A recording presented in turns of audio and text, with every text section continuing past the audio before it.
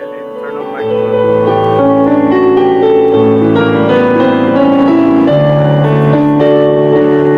There. Music. I've got it. Hace mucho tiempo, hacia olvidar el momento que te conocí. Júrame que no hay nada más profundo ni más grande en este mundo que el cariño que te di. Bésame con un beso enamorado como nadie me ha besado desde el día en que nací. Quiéreme, quiéreme hasta la locura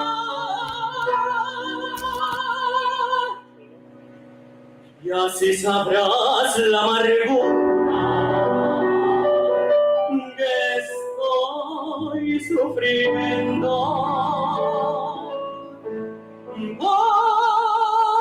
por ti.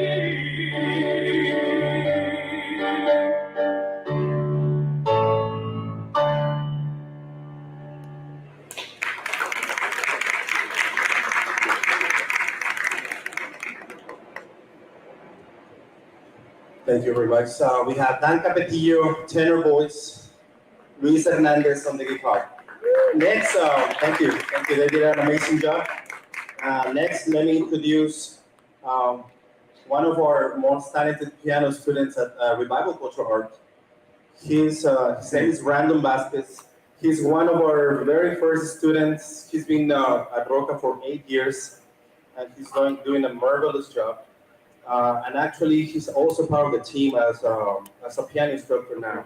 So we're very proud of him. And help me welcome Brandon Vasquez. He's gonna perform for you two beautiful pieces, classic pieces. One of them is the Maple Leaf Rack by Scott Joplin, and we have a Tango Brasileño by Ernesto Nazaret. So we hope you enjoy it. Thank you so much, and let's welcome Brandon Vasquez.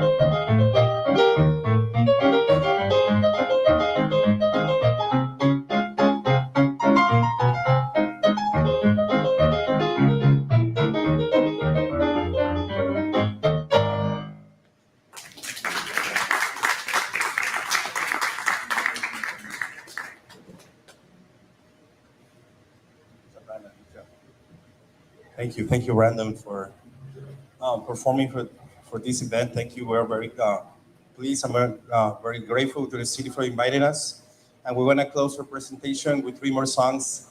Let me introduce Samantha Escandon. She's one also the Rocket team member, great talent, beautiful voice, and we hope you like our selections. Let me use it my time. Once again, we are Roca, Revival of Cultural Arts. We promote the cultural arts to the community, and we promote it through art, music, and dance. And our mission is to bring harmony to life through culture. So thank you once again.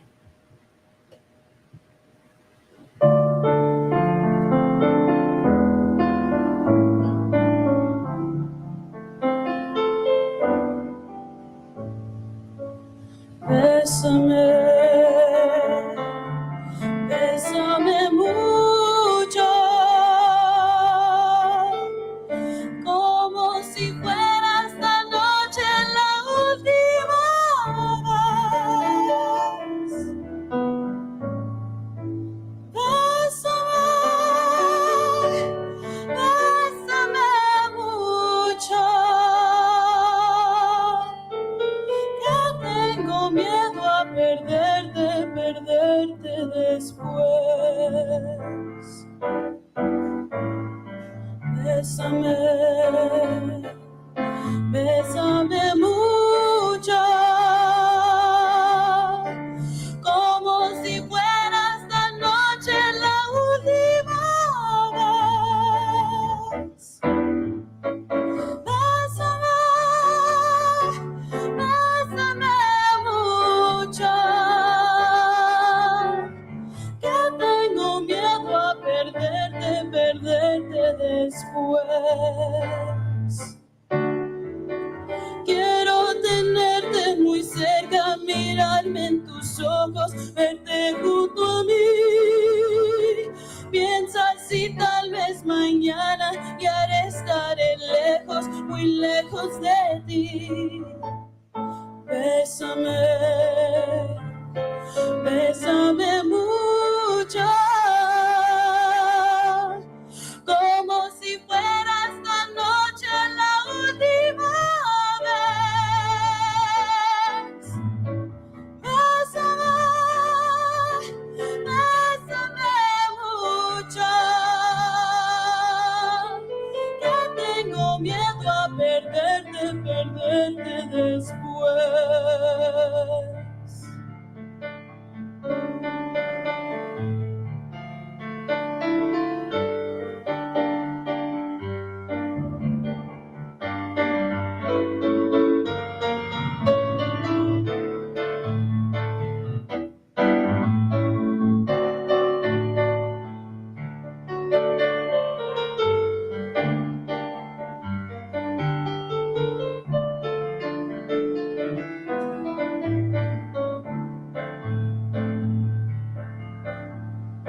Bésame, bésame mucho, como si fuera esta noche la última vez. Bésame, bésame mucho, que tengo miedo a perderte después. Quiero tenerte muy cerca, mirarme en tus ojos, verte junto a mí.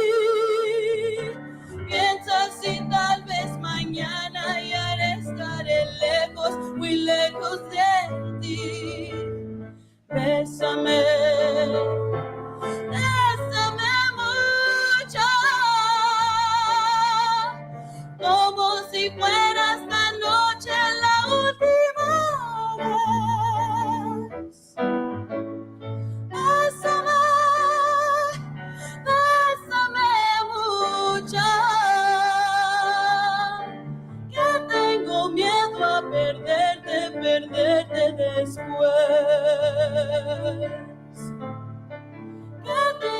miedo a perderte después. Que tengo miedo a perderte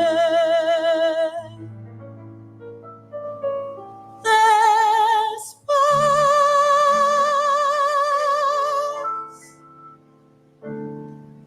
Thank you.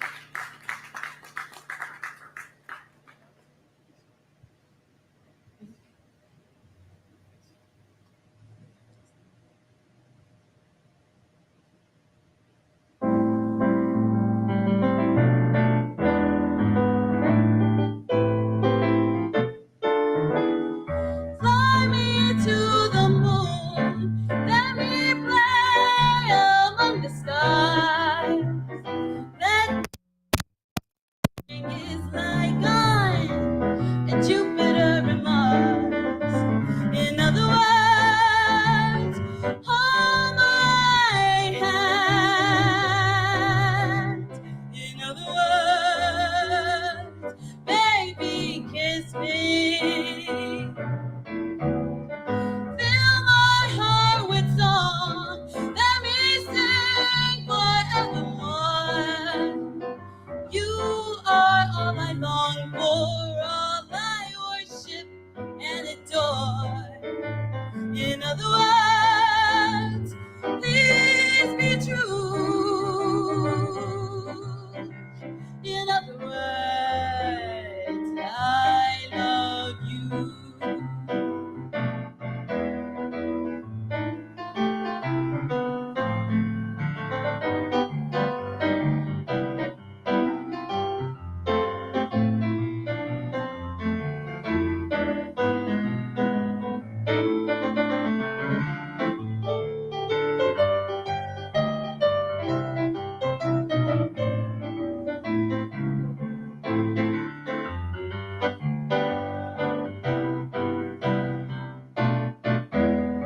Fly me to the moon, let me play among the stars. Let me see what spring is like on Jupiter and Mars. In other words, hold my hand. In other words, baby, kiss me. Fill my heart with song, let me sing forevermore. You are all I long for, all I worship and adore. In other words, please be true.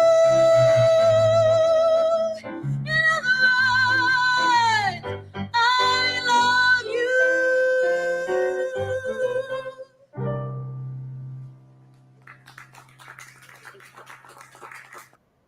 One more song for you guys.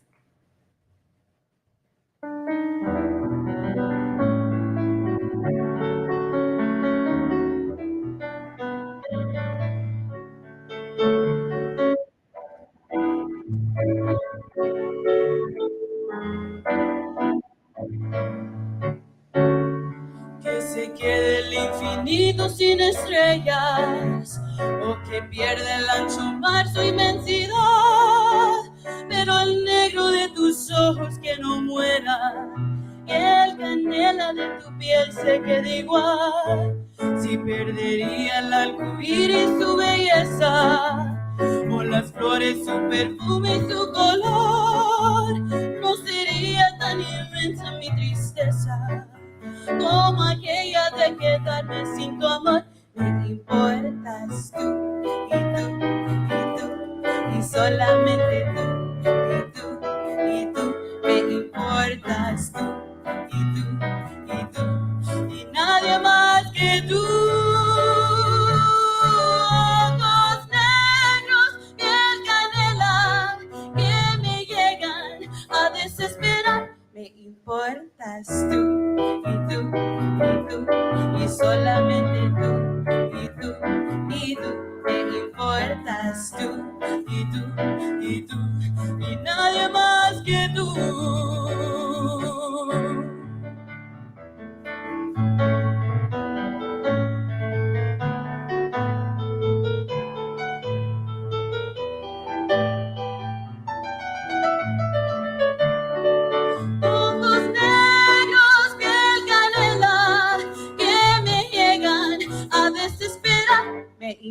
importas tú,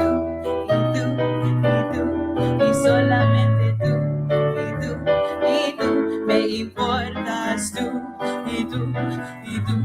y nadie más que tú, y nadie más que tú, nadie más que tú.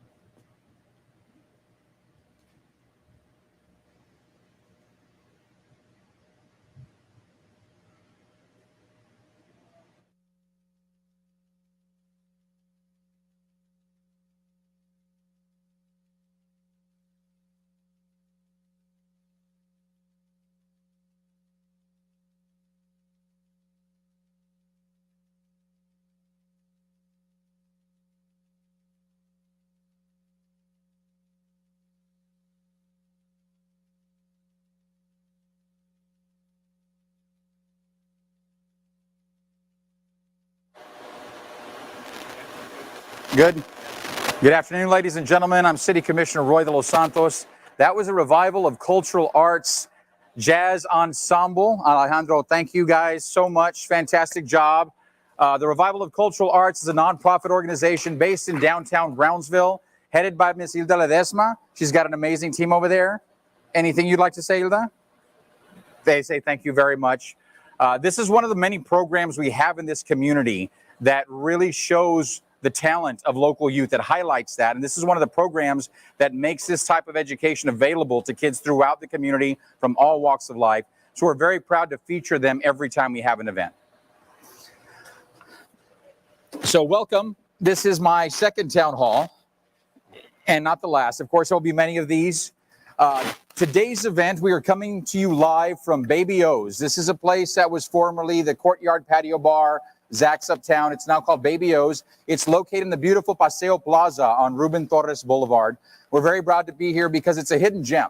A lot of folks don't know about this, and I'm very proud that it's part of District 3. So we're glad to be coming to you live from here today. Joining me today, this is a town hall. We're going to be talking about different topics that are important to the citizens of Brownsville. I've got 4 guests who will be joining me, and actually a couple of special guests will be popping in as well.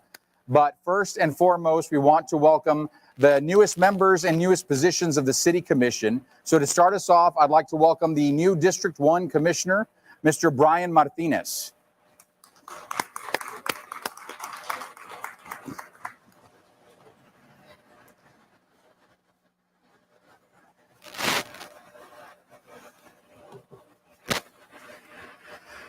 Welcome, Mr. Martinez. Thank you, Commissioner. Here's Mike. What number are you? 2. Hello? Test? Now you're good. Awesome. Well, thank you for having me today. It's a beautiful day outside. It rained a little bit out here at our town hall here at but it's a beautiful day in South Texas, just like any day that you can find year round. It's a beautiful place. I'm very proud of it, and I think that one of the things I'm very fond of different town halls. I want to see more of them. But I want to introduce myself. I'm the newest elected District 1 Commissioner for the City of Brownsville. I'm the youngest elected District Commissioner. Very proud of that. I did run on trying to include the younger generation and really encourage them to get involved. So I really hope that, me coming out and representing the community can inspire others to follow suit. So today there's a couple of interesting topics that are going to be on the agenda. I'm looking forward to discussing those with my colleagues, with both the commissioner and the mayor, in addition to some of the special guests, because these are the concerns that really matter to our constituents, and it's important that we allow a platform to be able to allow them to voice their concerns. So thank you again, Commissioner, for having me here today. And thank you for joining me. Great pleasure. Next guest, the newest mayor of Brownsville, Texas, who I've had the pleasure for my first 2 years as commissioner. He did an outstanding job as the at-large commissioner in Seat A, and I'm especially proud of the work he's done as part of the Ethics Code and the Audit and Oversight Committee. He's been a true champion of transparency and doing what's right and exposing anything that's improper out there. Please help me in welcoming Mayor John Cowen. Welcome, Mayor. Thank you, Commissioner. Commissioner, good to see you guys. Number 4.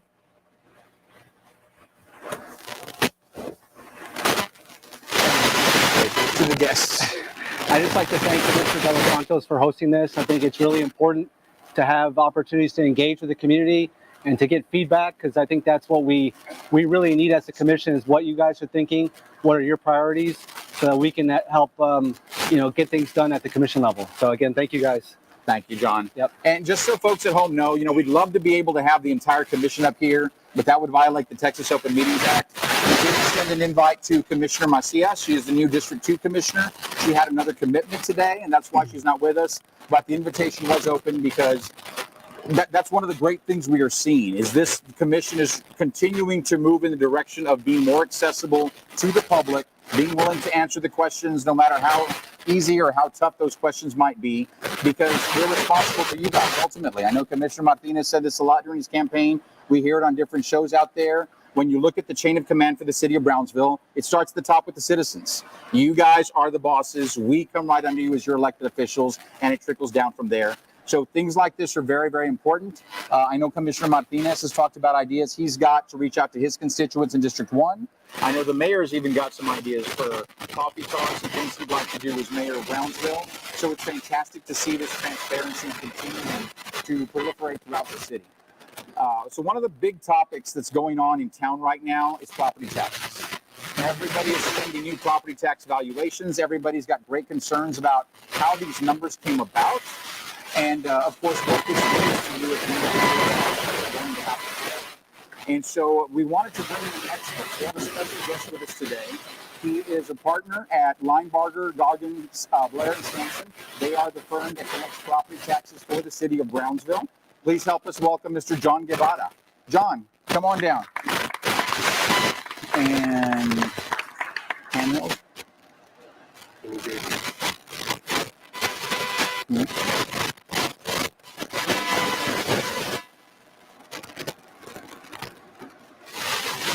Welcome, John. Thank you. Thank you for having me. Absolutely. Yeah, that's for the feed, for the live feed. For the so, John, your firm has done business for the city of Brownsville for many years now. You guys have done an outstanding job. I know you're great at customer service.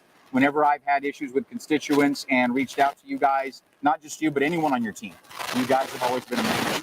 And that's why we were very thankful that you accepted the invitation to be here with us today, because even I've seen my grandmother, who just passed away last year, but her old house that's falling apart, probably should be condemned, termite infested, can't walk in there without falling through the floor.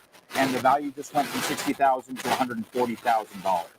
And that's something that's going on citywide. The citizens are seeing it. Talk to us about how the valuation process happens, about what options are available to the citizens, what they need to do. We know some of this is time sensitive, time sensitive. So we want to make sure they jump on that. Great. Commissioner, thank you for having us, first of all. Yeah, the property values front side. That's on the current tax side, not the delinquent side. We get these questions all the time, and so I'm glad to answer them. Sorry to interrupt you really quick. We can't hear you either. So You can't hear John? No, out there. This is for the stream. This is for the online stream. speak a little louder. All right, I'll try to talk a little bit louder. I just wanted to make the point that our firm collects the delinquent taxes for the city. And the notice of appraised values that everyone just received, about 2.5 weeks ago, 3 weeks ago, that's on the front side. So let me tell you how that kind of works. On January 1st, the Cameron Appraisal District, that's located in San Benito, doesn't have anything to do with Cameron County, but it's the Cameron Appraisal District. Their job is to assess everybody's property. Taking a picture on January 1st, this is what your property, they say it's worth. They have several months to get a notice of appraised value out to all the citizens, all the property owners. You look at that document and verify whether it's correct or it's incorrect. If it's too high, then you're encouraged to go and protest and have a meeting one-on-one and try to talk to them, look at what they used to calculate your value, and then see if you all can come to an agreement on either on lowering them or keeping them the same. Now, this is really important. This is a very important process because if you want to challenge that process any further, you can go to the next step and talk to the appraisal review board, which is usually occurs during the month of June, also at the appraisal district. And those two processes, filing your notice of protest and then also going through the appraisal review board, are called administrative remedies. You have to take advantage of those administrative remedies if you want to challenge in district court later on. So if you don't take advantage of those administrative remedies, you lose your right to challenge in district court. It's very important. It doesn't cost you anything. Turn in the form. See if you can meet with local staff at the appraisal district. And right now they're having mobile workshops where they have individuals there that you can go and visit with them, and they can do it right there. So they're making their rounds throughout the community, and there's been such a demand that they're going to do it again. So they're traveling the county again this next week. If you're going to file a protest, it's very important. You've got to do it by May 31st. You can do it by mail, but it's got to be postmarked by May 31st. You can also turn it in at the appraisal district. The location is on Amistad Drive, right behind Kellogg Motors in San Benito. Is there an online option, John? There is, but it closed Friday. I'm sorry. You can do it on Friday. You're Okay. Right. You're right. You can also go online. The Cameron Appraisal District website is CameronCAD.org. CameronCAD.org. And what we'll do as a city for citizens out there, we're going to go ahead and grab what those forms are, what that link is. We'll put it out there, definitely on my social media. I'm sure my colleagues will do the same because this is important. And especially like John says, if anybody wanted to get together and file a lawsuit later on because they want to challenge those property valuations, you had to have taken advantage of these administrative processes. So it's very, very important that we help citizens do this. We know it's a challenge sometimes because we've heard the stories of people going to sit in those meetings to talk to them about the valuations. And I've heard from folks where they say, I'll show up at 10 a.m. and you sign up, and they'll stop taking folks for sign up at noon. And hours later, they're still sitting there waiting. And at the end of the day, they'll tell people who did sign up by the deadline, you've got to come back tomorrow still. And for working class citizens, that's very concerning because people are taking time off from their jobs to be able to go and do this. So to spend all day long waiting in a lobby and then to be told, come back and do it again tomorrow, that's a heavy weight to put on our working class citizens. So it's something that's very important to us. There's not a whole lot that we can do at this juncture as a city commission, but this is something we're definitely going to look at because I think overall, if we're going to see continuation in rising property values, we've got to make sure that the processes are friendly for our constituents. Right, and I think the elected officials throughout Cameron County have done a great job of letting the appraisal district know we need more hours, we need more people, we need to do more workshops, and so they've listened to that and they're expanding on that. The problem is the end of the month is coming up. We've got to get that notice of protest in. Is there any latitude that the appraisal district has to extend that deadline given the number of people that are wanting to have these meetings? It is statutory. Okay. It is statutory that if there's, once they send out the notice, it's the longer of 30 days after the notice has been received, or May 31st, whichever is longer. That was one of the questions that some of my constituents had asked was the time frame of it. That it's such a quick turnaround that, I think Commissioner De Los Santos really pinpoint what we lack, as a community is being proactive and educating the public as well that all of these resources, well, not resources, right, but options are available for you to be able to get the right. Well, remember that the deadline to file for a protest is May 31st. They could schedule your appointment after May 31st. You just got to turn in that document. So you can do that online. You can do it through the mail.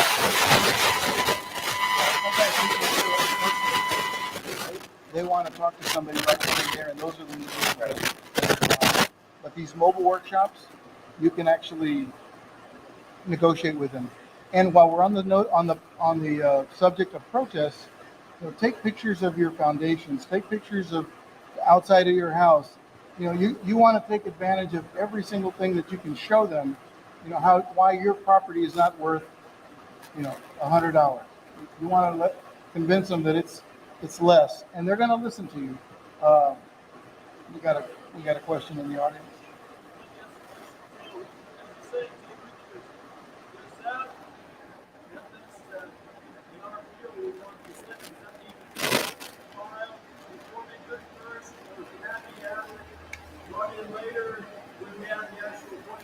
So the question is, I don't know if everybody heard that, but for those listening at home also, the question is, when it comes to taking pictures and putting together the evidence for your case, is that something that also has to be in by the 31st, or just the application by the 31st, and then you can present your evidence when you have the meeting? Right.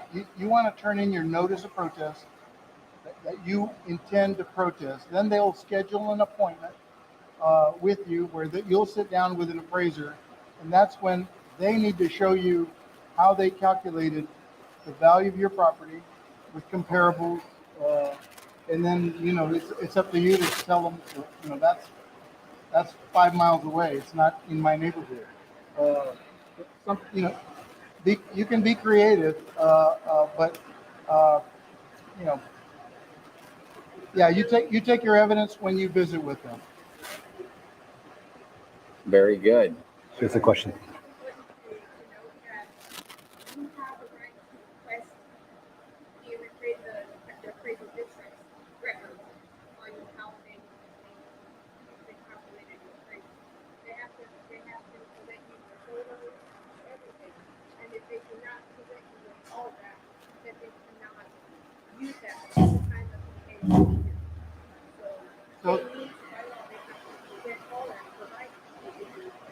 So the comment is that they need to show you how they calculated your appraised value. That's a good point.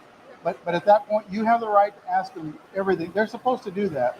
But even with your notice, when you receive your notice of value, all those instructions were in there that if you want to request how they came up with it, you can. That's the first thing you would ask.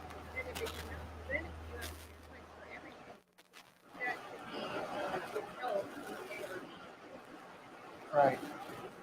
Right. Dr. Santos. Thank you. This being predominantly the largest Spanish-speaking area county in the state, why is it that the appraisal district does not have anyone who can translate for the person? People are very intimidated because they're told, I help them fill out, they don't know how to fill out the form. And they said, tell the gentleman that he has to bring someone that speaks English. Well, a lot of people don't speak English. And if that's going to keep them from going, I mean, I'm sure we can get a volunteer, but they probably have 5 or 6 rooms going at the same time, right? Not just one. I find it, I don't know what the word is, unacceptable maybe, that they would not have someone in courtroom A, B, C, D that's going to translate. That's either bilingual or able to translate. They won't. So yeah, and the concern that's being voiced for those watching at home is the lack of translators being available, because we are a large Spanish-speaking population down here. Folks who go in for those meetings or for those hearings who are not bilingual, it's a challenge for them. And I know we don't know, I don't know this for a fact, but according to our citizen here, the county appraisal district or the Cameron appraisal district does not provide translators. Encourages applicants to bring someone with them who speaks English. But again, that's putting another onus on the taxpayer, on a taxpayer who's already burdened. And for our Spanish-speaking population, yeah, it can be an intimidating process. Or they will show up not knowing that no one's going to translate. And then they'll be told, no hablamos español. And I'm sure that people there all speak Spanish. So maybe by law they have to speak English to the person. But I find it so hard that I'm going to write a letter to them and want them to. No, please. And that's something that we can do, reaching out to our state senator, Senator Lamantilla, and our state representative, Representative Gomez, and talk to them to ensure that when we're, especially since a lot of this is statutory, ensuring that part of that process is making translators available if the employees who are handling those hearings are not bilingual.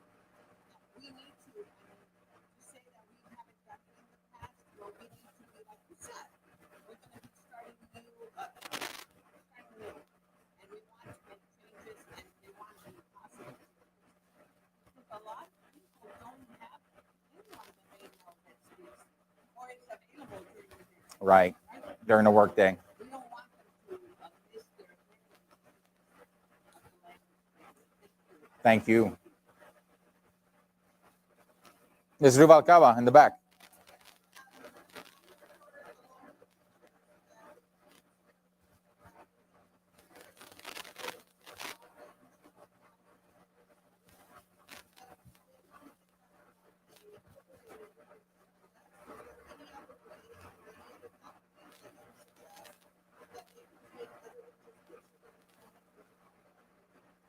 Did you catch that, John? So the question is there any other evidence that you can gather that's available to you? Because usually what realtors know what properties sell for, but you don't. I'm not a realtor, I'm not on that side of it, but I'll tell you what I've done when I've challenged. I've gone to CameronCAD.org, and that has a map feature. If you click on that map feature, you can zoom into your neighborhood, and you can click certain properties, and you can see what those properties are valued at. And then go a mile away and see what those properties are valued at. It'll tell you the square footage of the property, the size of the lot, and if you find one that's similar to yours, and you see that one's valued lower, I would print that and I would take that over. So that's how you can, and you're using the values that they have set. So that's what I've done in the past personally. And I will be filing a protest with you. I just like to add, Texas is a non-disclosure state when it comes to reporting your sales price or purchase price on a property. So the appraisal district has no idea how much properties are sold and bought for. What's in the MLS is what's being listed. That's the list price. They don't have visibility on what's actually the purchase or sales price. So that's the situation we're in when we're trying to challenge the appraisal district and saying, hey, those prices that are on the MLS, those aren't actual prices. So there's, like John said, you need to do your research when it comes to your comparables around you.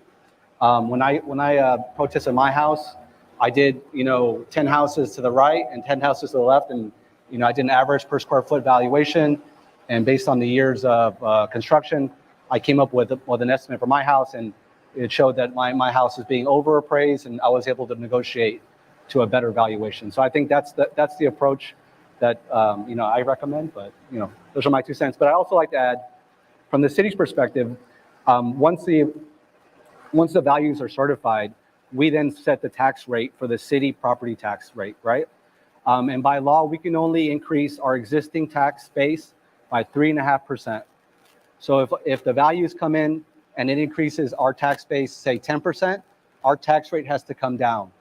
So more than likely, you will see relief on the city property tax rate. We've done it the last 4 years, and I anticipate we'll go through another decrease this year.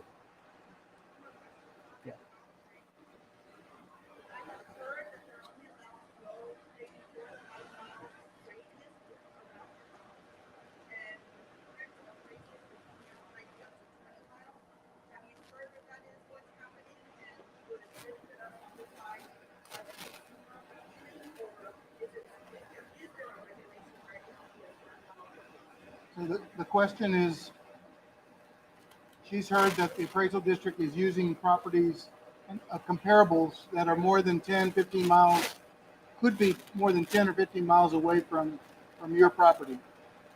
Again, when you go there, when you go to the appraisal district, you want to see what evidence they have, and they have to show it to you. They'll show you where those properties are.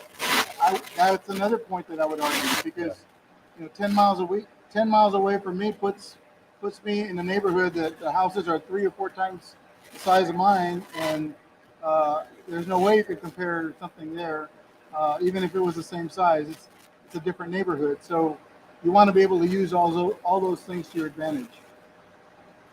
We had Mrs. Huerta.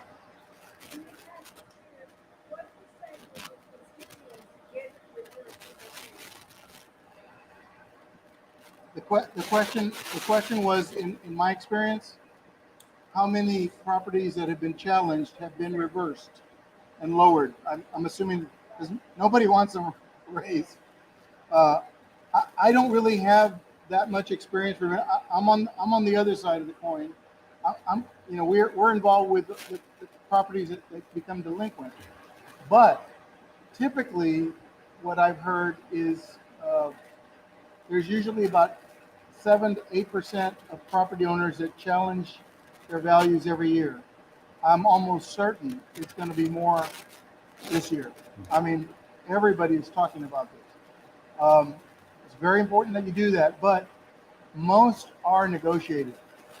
And the reason I know that is because the appraisal review board, the next step of protest, they meet every day for about a month trying to meet with those that want to appeal, and they don't have, they have a fraction of the thousands of, in the past, thousands of individuals who have initially filed their protest. So I know it's a big percentage that gets negotiated. And I hear what I heard last week is people at these workshops are being able to negotiate down significantly. So it's really, really important for you to file your notice of protest and go talk to them and tell everybody to do the same thing. I think the elected officials are doing their job about asking for bilingual individuals. That what they say is that speaks volumes. I could go and complain, but I'm not an elected official. It's more from them. It means more coming from the elected official. Not to take everybody's time, but on the bottom of the form is a square. It's a small little square where you make comments. You can request, you do your homework, right? You want to know what your property. They said if someone in your neighborhood sells a house for $200,000, yours is $100,000. That based on that one house is sold. But I was informed by them to also add, please show me evidence of comparable property. So the onus is on them as well to come and tell you. So in that little square at the bottom, say, please show comparable properties with evidence. And they, at the time of the hearing, tell you, well, 5 houses sold for this or your house. And so, yeah, the suggestion from the citizen is to make sure there's a comment box on the form when you're filling it out, to be sure to put in the comments that you want the appraisal district to show you the comparables that have sold in the area recently that have been part of their justification for increasing your value. So to put the onus on them. Thank you for that suggestion.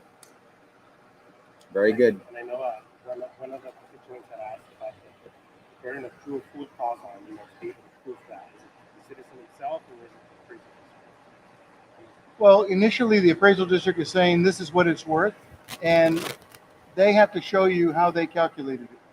Then, like, this is a really good example. Let's say I have 1,000 square foot house, and they've compared another 1,000 square foot house. That house is 3 years old and mine is 30 years old. So I'm going to talk about the age of the house. I've got a crack in my foundation. I've got crack in my brick. Their house is a cement driveway. Mine is asphalt or caliche. I've got a bar ditch. They don't have a bar ditch. I've got well water. They have city. These are the little things that you can start adding up. Fences. Do they have a brick fence? Do they have a picket fence? Is their picket fence 3 years old and yours is 20? You start attacking all those little things. What they typically look at is the square footage of the house and the acreage of the lot. Is it a third of an acre? Is it a quarter of an acre? And they typically, that's their basis. They look at 1/4 acre and another 1/4 acre, and that's how it starts, and they build it up. So look at the age of the fence, look at the driveway, what it's made out of, covered porches, non-covered porches. Those are what you can look at. Every little bit counts. In and out. I'd just like to add one thing I mentioned on my social media is that there are hundreds, if not thousands, of residents that don't have a homestead exemption filed with the Cameron County Appraisal District. It's really important that if it's your primary residence, that you have that exemption in place. It protects you from significant increases. I think they can only increase 10% a year on your valuation, and you get a reduction in your valuation as well. So I just think you can go to Cameron County CAD or CameronCAD.org and check your address and make sure you have that filed. That'll protect you going forward. And it's easily a $400+ a year savings going forward for you guys. Right. Yeah, disability. Disability, veterans exemptions. Yeah. But the homestead exemption is a big one, and the mayor is correct. I'm surprised at how few there are for the size of our county. How few homestead exemptions there are. Yeah. And that's something the legislature was looking at increasing. Yes. The deduction for homestead exemption. So that's important. If you don't have it already, please look into that. If you don't have your homestead mark, they'll write you off. So for some reason, there's a couple of, one lady did not know. She's not claiming homestead. Yeah. So I told her, you can go back 3 years because I verified it. So they will refund you. So that's a great. Up to 3 Yes. years? No. No, I think you can file it late for this year, and it'll be Okay.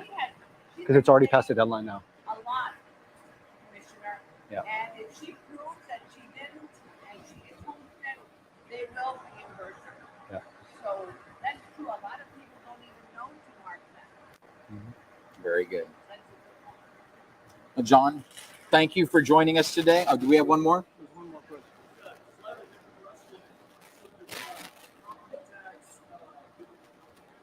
Revisions in the legislature that have passed it. Are they concerned for coming years revenue for the city? Or is it going to be kind of all harmless with what they're considering? I missed part of that. I didn't understand what he was saying. Yeah, I can't Did hear you you. catch that? Could you repeat that? Yeah, I'm not sure I caught all of that. Legislative changes that are coming up, are they going to harm the revenue of the city?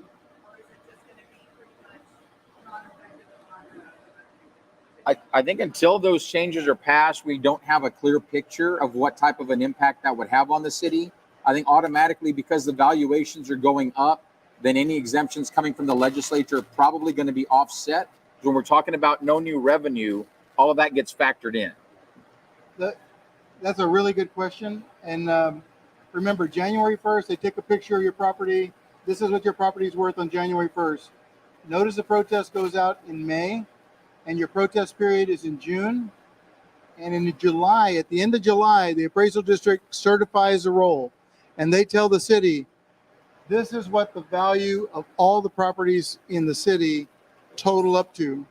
And the city takes that number and tries to calculate what their budget is going to be and how the tax rate needs, what the tax rate needs to be, where it needs to be set to meet that budget.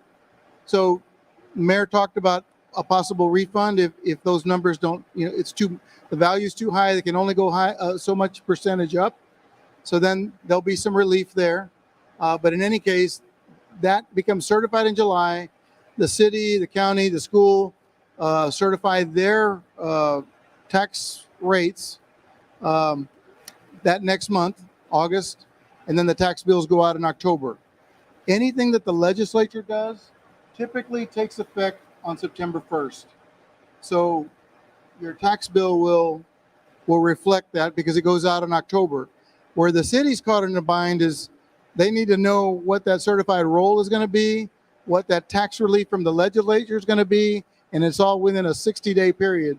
So I'm sure they're going to do whatever they can because they've got to know. You've got to be able to set the budget. Good question. Very good. Well, John, thank you very much for joining us Sure. today. It's It's our- always a pleasure to have you. Pleasure. you, John. Pleasure, Mayor. Keep up the great work. Will do. Will do. Thank you. Thank you all. So for our next segment, and before we move off of the property tax topic, we have two special guests who are going to be joining us at this time.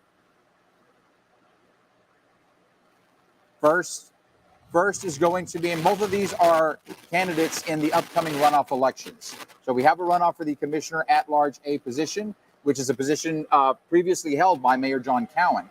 That is June 17th will be election day. Early voting will start before that. But we've got both of the runoff candidates here with us because we know these are folks who want to see Brownsville move forward. And because they've got a vested interest in that, it's appropriate that they're here with us today. The first is the athletic director at St. Joseph Academy. He's been involved with his family's seafood business for many years and with the National Hispanic Institute teaching kids leadership. Please help us join us in welcoming Mr. Tino Villarreal. Your choice. Shade. Shady. Welcome, Tino. Thank you, guys. And if there's anything you'd like to say before we have our next guest join us? No, thank you all for being here. I think this is very important and valuable. I hope the citizens start taking advantage of things like this. I think that everybody calls for transparency and everybody wants to know what's going on, but it's also a citizen's responsibility to hop on and watch it, whether it's live or whether it's reviewed afterwards. I think everyone should post it on their page and social media, and the more we start getting town halls like this, I think the more educated citizens will be. I learned a lot about property tax right now, just by being here today. So very good. I think it's important. Our next guest is a wife, mother, and local business owner. She's a part owner of Mesquite Home Health and of Mitorito Restaurant. She's long time been involved in supporting local community events, especially youth sports. And I've seen her at several events the community has, from National Night Out, lots of involvement with the Brownsville Police Department. So we're very happy to have her joining us today. Also a candidate in the runoff election. Please welcome Ms. Susan Ruvalcaba.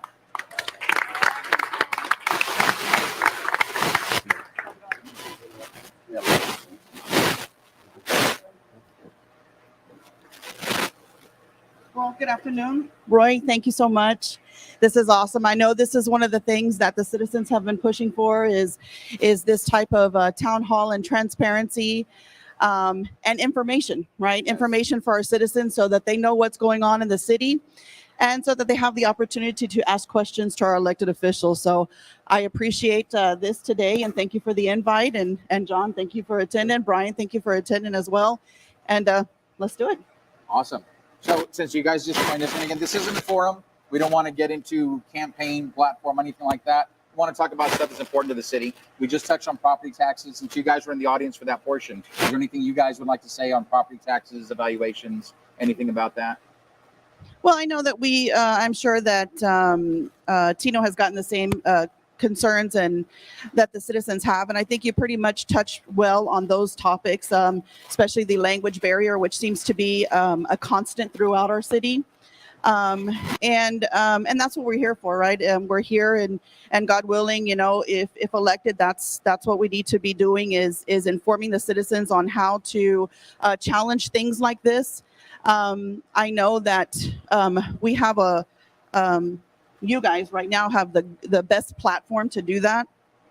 And so this is a really good thing for you to do so that the citizens can understand what they need to do with the appraisals and with border issues and other things that are going on within the city. So, I mean, again, this is something that needs to be continued throughout in each of the districts, and then the at-large can jump on. I know that you can't have a quorum, but, maybe there's a way around that, some way that they can get together and talk about these things in the different areas of Brownsville and not just in, certain areas. I know that you've had a few throughout the city of Brownsville, and so I would hope that the other commissioners jump on board and follow in your footsteps. Thank you. I think it's No, the only thing I have to add is that I think one of the most important information pieces that some of the citizens just need to rehear over and over again is that obviously I'm fighting for my property and definitely going to advocate for all the citizens of Brownsville to do the same thing. That doesn't necessarily translate. Immediately people think because their property tax value goes up, that all of a sudden their taxes are going to go up. And that doesn't necessarily translate for city tax, right? I know that Mayor Cowen just said that the most increase that you can add is 3.5%. As commissioners, what we can do is look at what is just and fair for the city of Brownsville when you do look at a budget. And that's something that taking into account everything that's going on, that's where some relief can also be given to citizens whose property taxes ended up going up a certain percentage, right?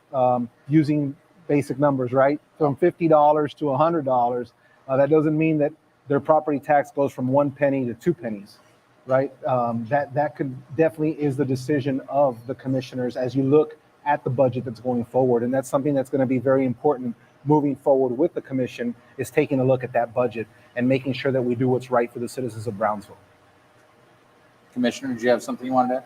I just wanted to comment with Susan that the timing is really perfect right now with so many new faces coming into the elections now, and having the unity of all having the same common goal is really where the direction of Brownsville is changing. So I encourage the public to continue to get involved, like Tino said in our town halls.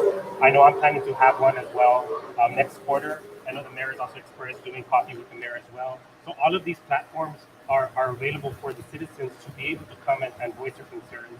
And unless you are able to, we're always accessible, but right here you're able to speak to us directly, and it's always live accessible. So I'm very fond of this, and I really thank you guys for coming out here because I think that the people need to trust the public needs to trust us again, and this is one of the ways that we can lead that direction.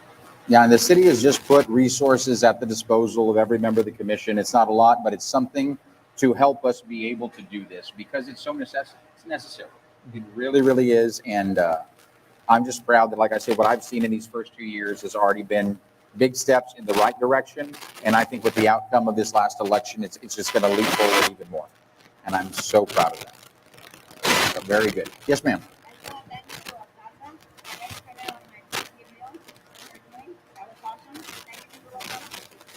Yes, we're very glad those credits from the Tenasca Equity Fund have gone out for any citizen who is an active current PUB customer. You should see those discounts already on your account. If you were a customer back then but do not have an active account now, you should be receiving a check in the mail. You'll want to make sure that PUB has your most current contact information because they'll send it to the last known address they had on file for you. And if they can't find you, then it goes into a fund that the state of Texas holds. And a lot of times you see that if you've got unclaimed monies out there, you can track that down. That's what would happen to it if they cannot find those account holders that paid into that fund back between 2013 and 2016. So yes, and we're very proud. And I want to give credit especially because we were looking at the $29 million that we knew was there. I don't think we had started to ask the questions about interest that had been earned on that. And that's something that I think absolutely came about because of the public outcry. And because we were listening, aside from the work we were doing already to look at what's the right thing to do for the citizens, that got us to also take a look at the interest. And that's what brought the amount from 29 to now over $31 million. So thank you to every citizen, especially Mr. Ruvalcaba, who has been on top of that, who's been speaking about that. I know, like I've mentioned before, I didn't know a lot about the project before when I first became a commissioner, and I didn't know about the criticism and the concerns and the questions. But I knew when I came on board and talking to John that there were concerns, and when it came time to vote on whether or not to have this audit conducted, without a doubt, just on my conversations with John, I knew this is something we need to look at because there has to be truth, there has to be transparency, and there has to be answers for our citizens. And I'm so proud of what came out of that audit. I really am. And thank you for your power. You also that you took this honor book. I think you asked for it. And the community wants to know. There has been talk that it has been escalated for it to be looked at. I don't like the word, but looked at. No one has ever given us an assurance. They said yes, it was moved to the next level. Well, part of the recommendations out of the in that audit report was to refer to the authorities, the proper authorities, right? And that was done. The audit committee referred it to the FBI and to the district attorney for their review. Yes, and so that we don't control those investigations, but we did our job in the sense that was a recommendation, and we executed on that recommendation. Yeah, it was absolutely done, and it was confirmed by our city attorney's office as well, that even before it was made public, and we moved very quickly. Once we had it, once we looked at it as a commission, we moved very quickly to make it public, but even before it went public, it was referred to law enforcement. I've made sure of that as well.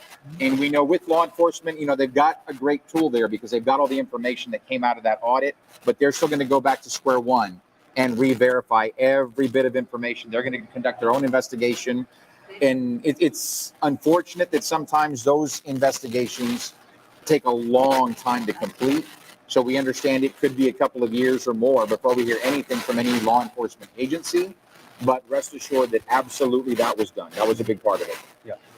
When the FBI starts asking questions, they already have all the answers.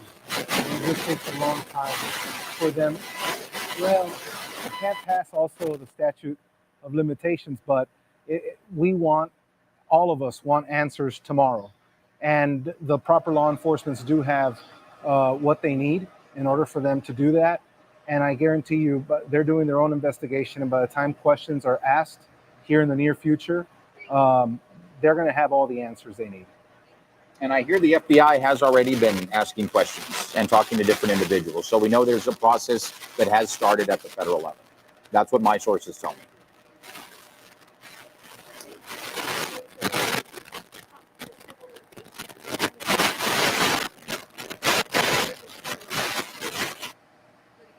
Civil litigation?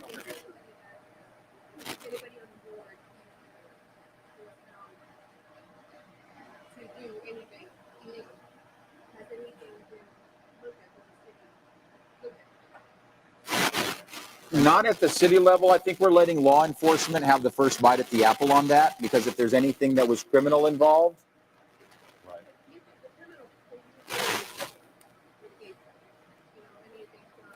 Oh, absolutely. So is the question, would the city consider that if it's determined by law enforcement agencies that crimes were committed?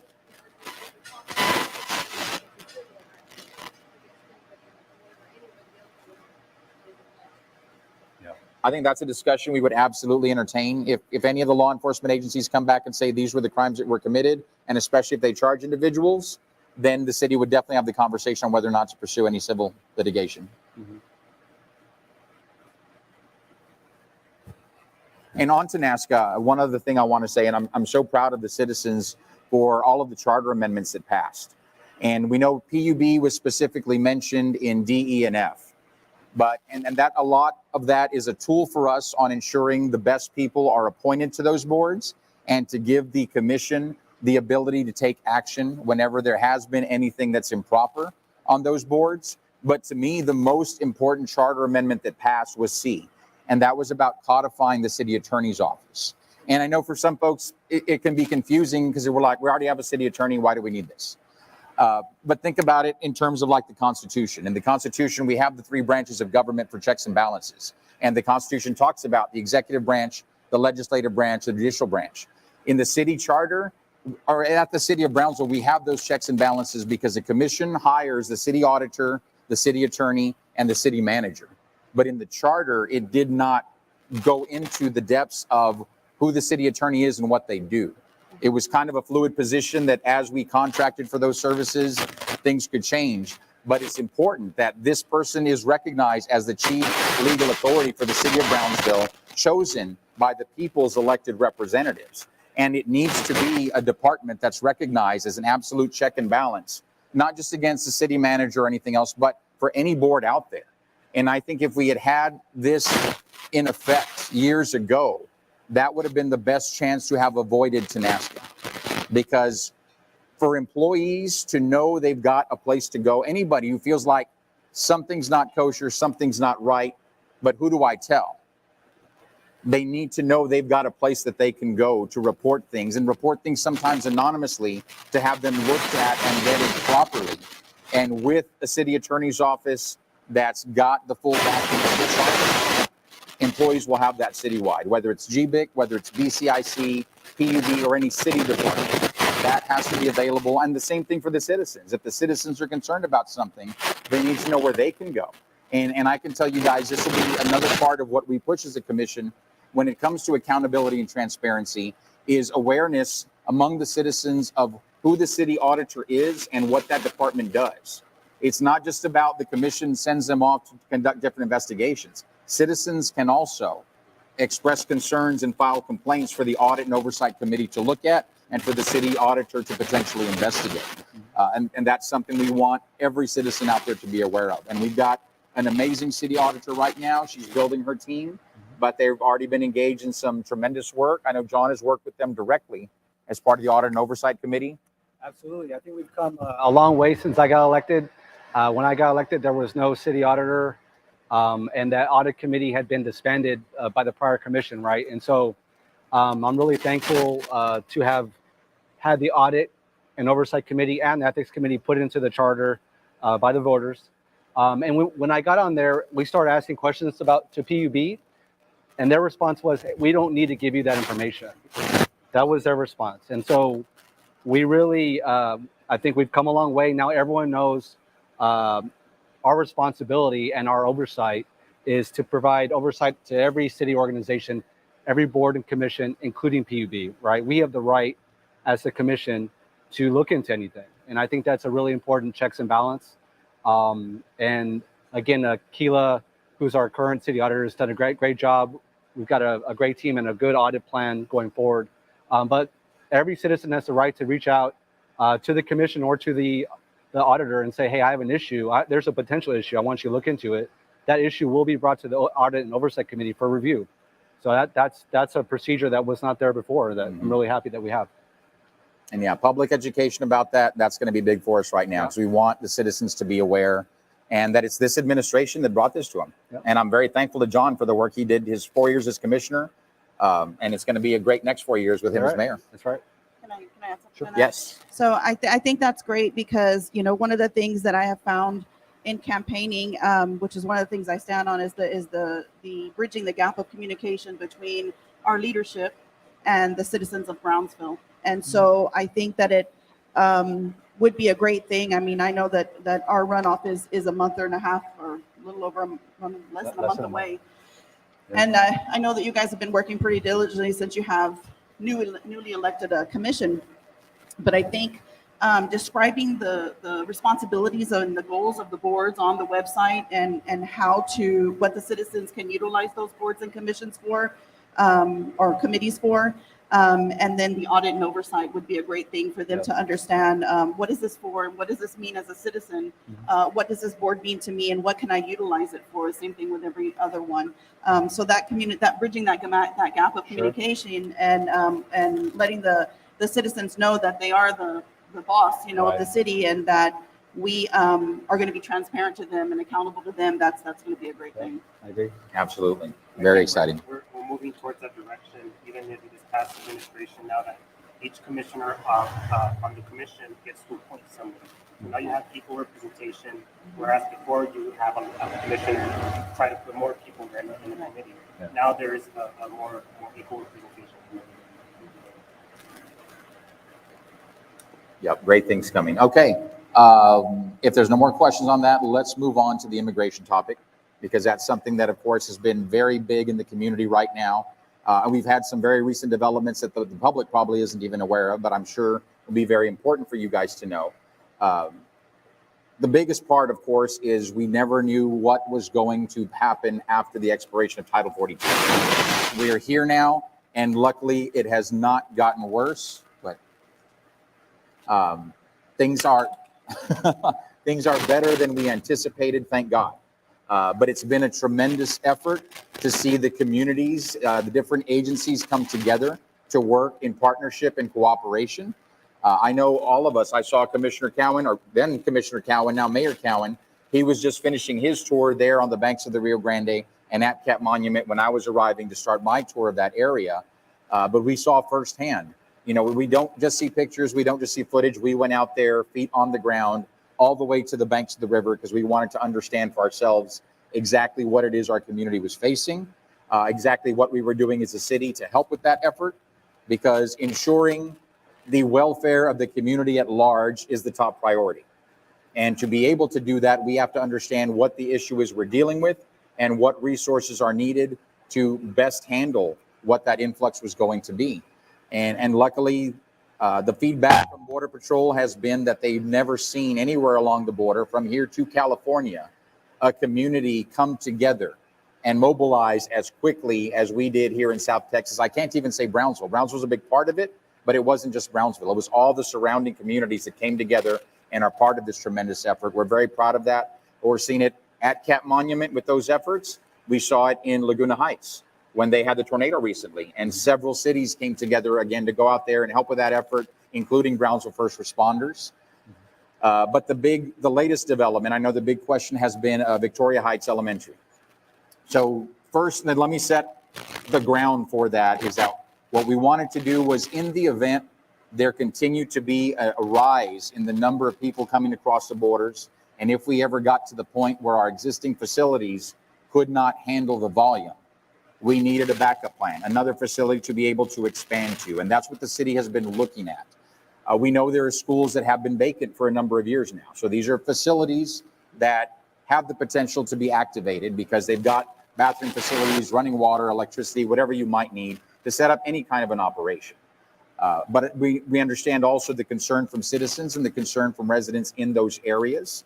And while that is a potential plan for the future, what we're looking at now, the first plan B for the city, is we've identified warehouse space out by the airport that would meet those needs. So if ever we outgrow the facilities we have at B Metro and Camp Monument today, the first go-to as a backup plan would be the warehouses out at the Brownsville Airport, not in the school, not in a residential area.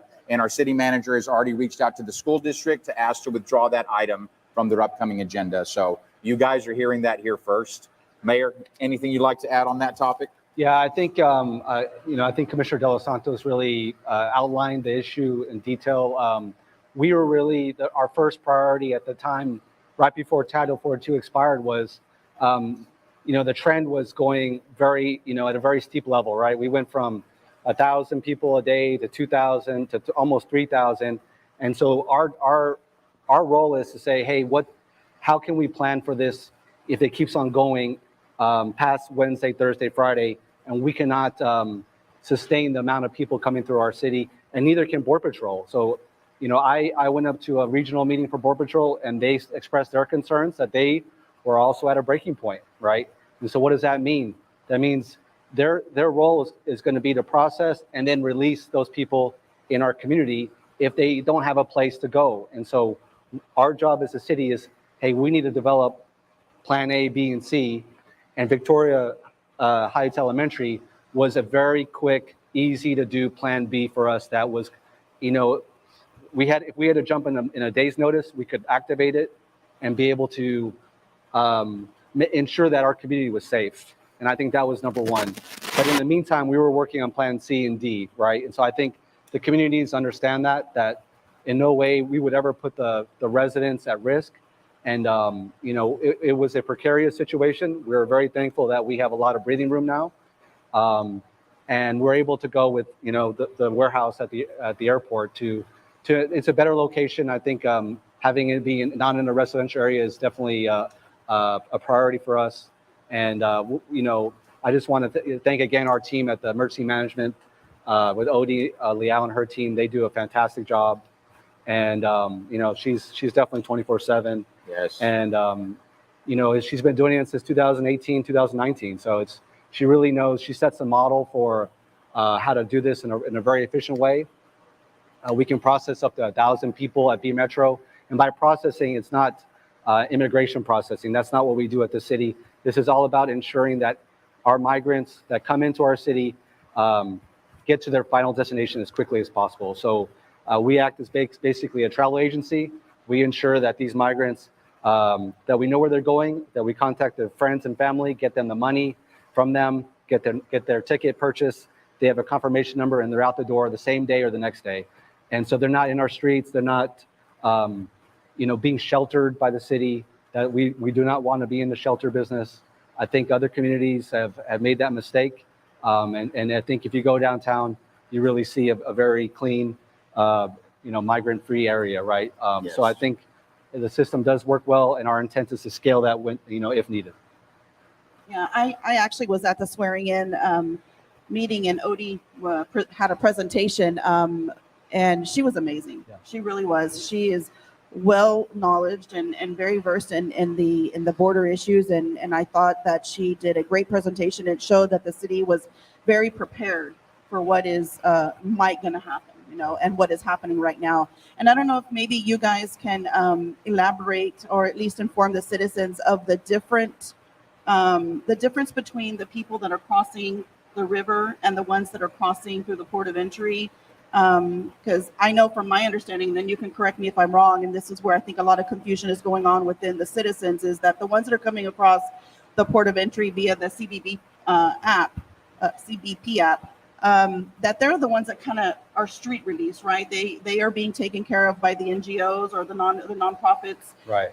but aren't really being facilitated by the city to reach their destination. The ones that are actually being picked up by Border Patrol that are crossing the rivers, those are the ones that the city is actually facilitating through Camp Monument and through the parking garage right on Adams Street. Metro. Right. And I think Could you elaborate on that? yeah, that's correct. So our relationship with Border Patrol has become very, it's very organized, very strong in the sense that the migrants that do come through Camp Monument are detained by Border Patrol. They get processed at Border Patrol facilities in the valley, and then they get sent to different transfer stations, right, throughout the valley, one being B Metro. Now the shift post-Title 42, now that people aren't coming across, illegally through the river, when they do come across via the CBP app and claim asylum, they are processed through customs at the bridge, and they walk out onto international, and it's up to them to go to our transfer station. We can have people there, but we cannot take them if they don't want to, right? We can guide them, we can post signs, we can have a corridor that directs them to, hey, this is where you need to go. But that's going to be that's the challenge that we have as a city, is communication with the migrant camps in Matamoros to make sure that they know where to go once they cross. And we're doing that. I was at the consulate's office in Matamoros this week, and I had a very good conversation with the consul general saying that I need their assistance to coordinate all the NGOs in Matamoros to make sure that the information is being relayed to those camps, that this is where you need to go, so that this process continues, so that we don't have a buildup of people downtown that, where people end up staying longer than they should. You know, if they haven't been told what their destination is, are they still released then? What do you mean? If they haven't confirmed like where their destination is At the city? right? Well, once they cross over, Well, through the asylum process, once they're, I'm sure they have a destination, but they're released right into Brownsville.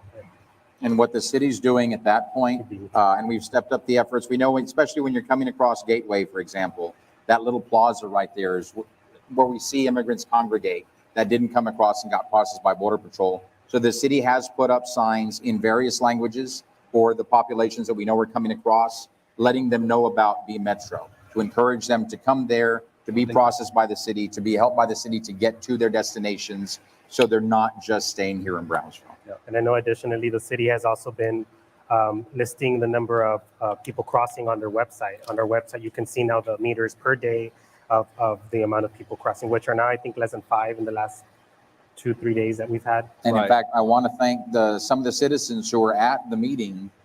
I spoke to them after the meeting, and we've been communicating on Messenger as well. And they were the ones that asked, could the city start doing this just like we did with COVID numbers? right. Could we start publishing the numbers of who's coming across, that the public is aware? That was a great request. I'm glad citizens brought that to our attention. I'm glad the city management acted on that very quickly, and we'll keep that going as long as this is an issue for Brownsville. Yeah. Ms. Bell.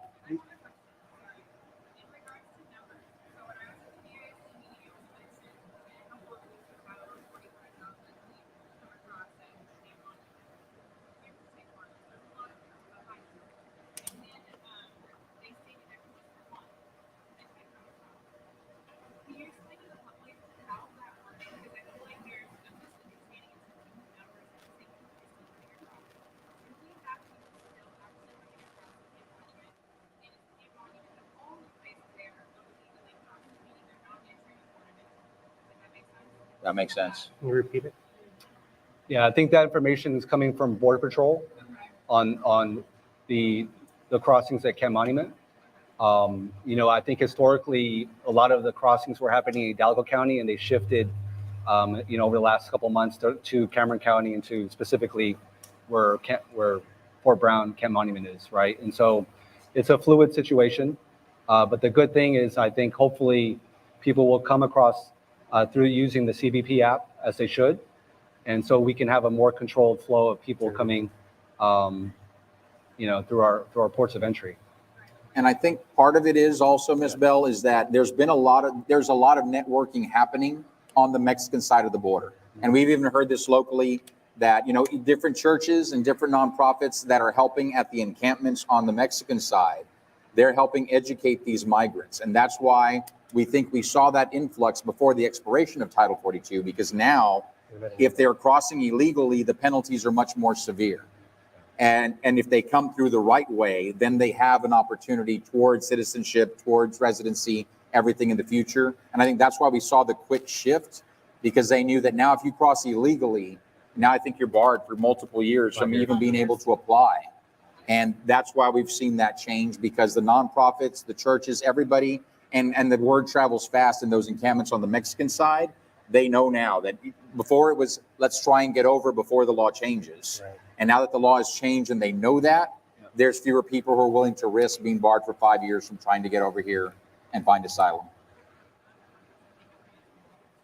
My other question is, how is the Texas National Guard planning? How long are they going to be here?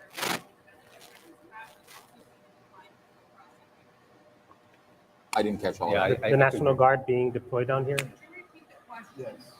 I didn't hear it. That's why.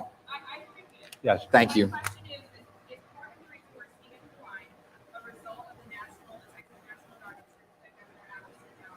Is that part of the reason they're seeing a decline? How long will they be here?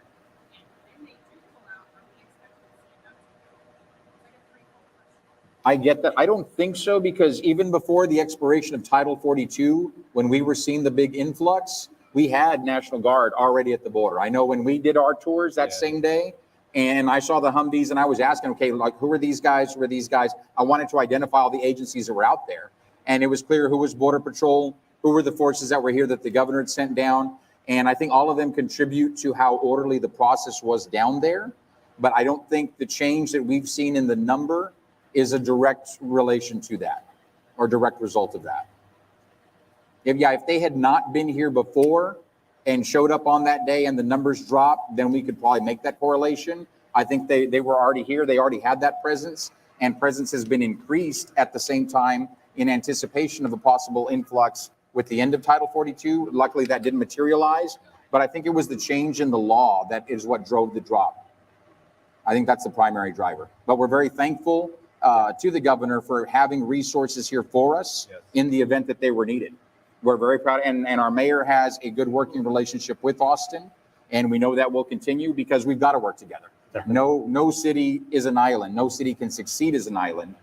We always work as a region. We think about South Texas as a region. The other cities we have to work together, and Mexico.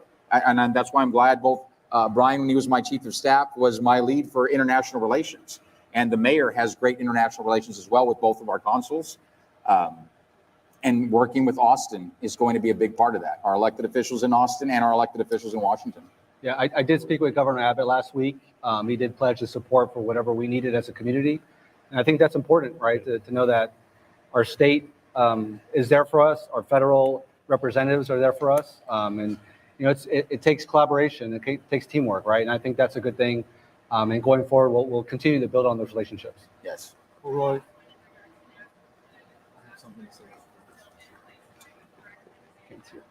The what? Oh, Yes. still in place? Yeah. It is still in place today. Right. Correct.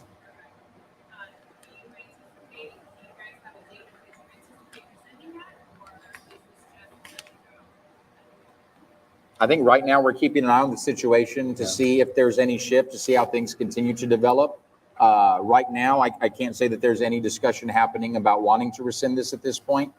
And that's why we were so quick to enact it. Yeah. And I'm very proud of this administration. I'm very proud that these were unanimous votes by the commission because this is about Brownsville.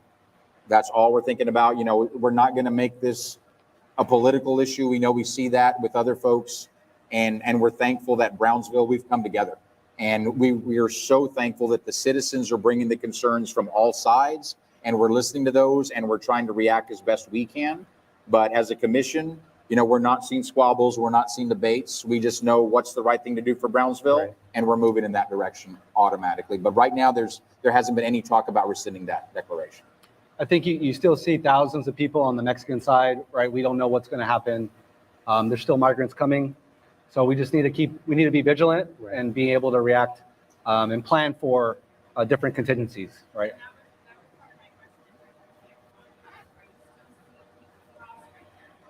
based on what we get from Border Patrol, it's almost to a standstill. Yeah. And I know that, I don't know about if you've experienced anybody with the app, but I know a friend of mine picked up a Honduran woman. She was a single woman walking on International, lost with 4 children, and she picked her up to take her to, one of the transfer areas, and it ended up being a church that she went to, but she had waited a year on the app for her appointment. So I'm not sure what the time frame is for them, but they may be, waiting for quite a long time across the border. Have you, when you were over there, do you know how many they're processing a day through that app? I had always heard that it was supposed to be a 14-day time frame to get your appointment through the app, but that's what they tell me. I know they've had some problems with the app crashing and it not being working properly. I know they told me they had people from their tech people from Washington actually come to Matamoros to make sure that to troubleshoot whatever issues that they're seeing on their side. They were here recently to ensure functionality. So I really think it's a systems issue rather than like just a delay. Yeah. And I think what we were hearing was at the port of entry, as this was starting, they were capable of processing about 175 a day, but had the potential to get up to processing 500 a day. So Roy, I do have something to say about this whole immigration thing, and it's obviously an issue that you guys are doing a great job on. Obviously you have us here for a reason. There's one seat left on that commission, and I want to commend Mayor Cowen because it's difficult. We have someone who knows how to compromise as mayor. We have had not a great compromise from our previous mayor, and I love Mayor Mendez, but maybe Greg Abbott was not the biggest Brownsville advocate or invited at the time or felt that way. But I know that right when John got in office, immediately the communication started. And it's not just that part, it's the other part. It's John's willingness to also go into the consul, into Mexico, into Matamoros, and to have the ability to compromise and be a part of those dual communities, because in Brownsville, that's why this thing sometimes turns very partisan, and it's nonpartisan because we are the gateway to Mexico, we are the gateway to Latin America, and it makes our community very special and unique, and it takes someone that is able to be bipartisan and not look at those kind of party things. I personally, when looking at, you guys are great, you're elected officials, I may or may not join you, but I'm here and I can tell our citizens that you guys are very eloquent, but when we say that our community worked together, well, some of the BISD board members did not. And that's a fact. And we can look at that, and it's a state of emergency is what you all called for. The people were up in arms asking this community to call for a state of emergency. And if you see a state of emergency, I think that it's our ability. We just voted you guys in, you've been in, but we just voted you all in to do what's best and what's right for Brownsville. And I trust Mayor Cowen to make the right decision, especially because of his communication with the state. If we're looking at facilities, it becomes an issue for me of rhetoric. And the rhetoric that's used that is not compromising and is not moderate, it's very extreme. I have heard in forums that I've been to, invaders, and I've heard terms being used to describe immigrants that way. Here within our own city, where most of us are immigrants, I'm a naturalized citizen, so I take offense to invaders. A lot of these individuals crossing the border are not just disease-ridden and crooks, thieves, and whatever the extreme people in our nation want to use to describe them. They're hardworking people that are going here to find a better, the American dream, and become people who are going to be hard workers or eventually one day become employers. And when we want our city to work together, we have to do a better job at the rhetoric that we use moving forward as citizens. And I urge that our citizens of Brownsville take a little bit more empathy and compassion when dealing with these situations and trust the elected officials in place to do what's right and take away politics from the situation, because this was not a political act being done. It was trying to get people processed. and there's misinformation, and people want to use the word sheltered and this and that. The city of Brownsville does not have enough money to shelter 10 immigrants, much less anything else. And I just wanted to make that point very clear, because we do have a runoff, and I do believe that there are very, very simple choices that a citizen can make in choosing the next seat, because there's very different. We have very different followings, and I do believe that that's something very important for the citizens of Brownsville to know. You know, and let me say on that topic, and I'm glad you brought up, you know, you're asking the citizens to trust your elected officials. So first, let me apologize to the public, and I think I've done this before, because I understand, especially Victoria Heights, the way some of this stuff comes about, you hear about it, but there aren't any answers. And I understand that the members of the public have concerns and are worried, and especially if it's going to be in your backyard. Luckily, one of my fraternity brothers from college lives in that area. And right away, he reached out to me telling me we've already got a crime problem because of drug users. And now to have immigrants on top of that, I'm worried. I understand those concerns. So first, I'm very sorry that it was coming so quickly, that you were hearing of what might be without having all of the facts, because the citizens deserve that.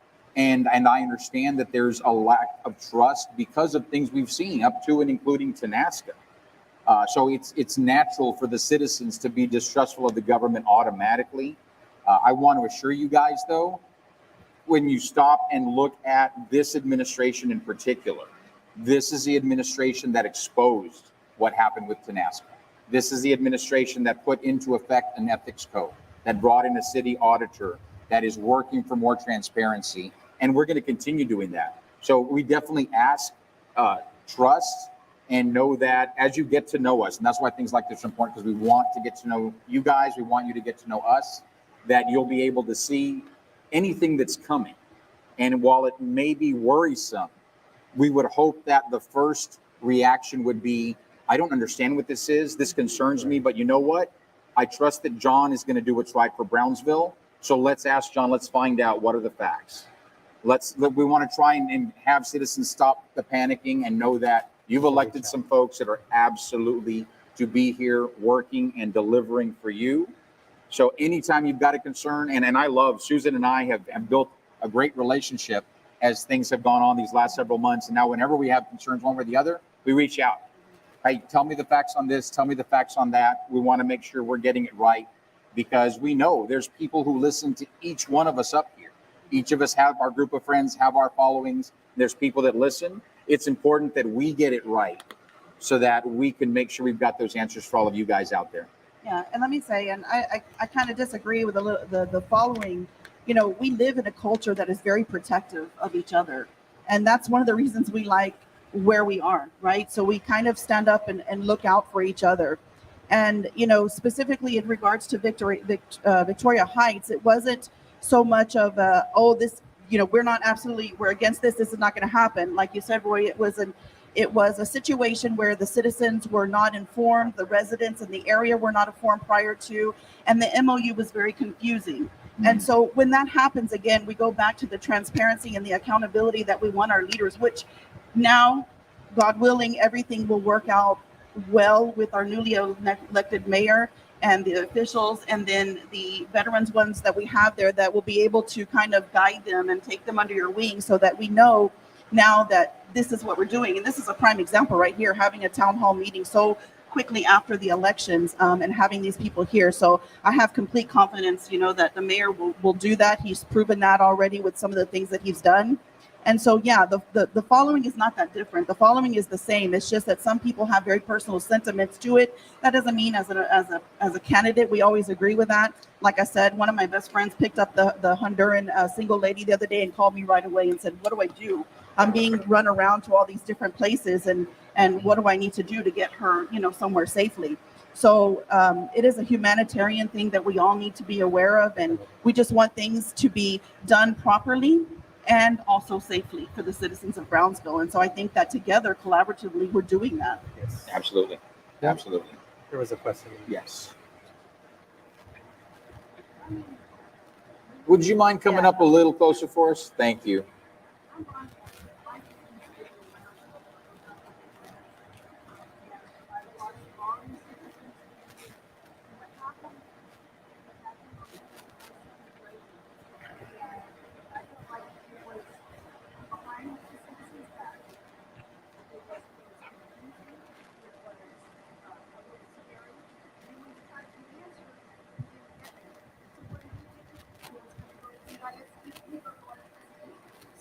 questions listening to our concerns and voice them, to have somebody say, these were not, they were trying to voice our concerns. And I don't think it's fair when they're trying to speak for us to have somebody say something. Because we asked them to speak up for us. I've been coming for years. I love our city. And I feel like my voice should count. Like Susan said, we don't always agree, but we do need to work together. Definitely. The needs and concerns of the citizens of Brownsville are just as important as the needs of the community. If not more so, because if we are not taking care of ourselves, how can we take care of them? No, absolutely. And I think it's because so many citizens like yourself voice their concerns. That's why the city continued to look for alternatives. And that's why we've got the plan we do today. And again, like I say, I apologize to you guys because, yeah, this was coming at you guys. You all didn't have enough answers, and even the BISD trustees didn't have enough answers at the time.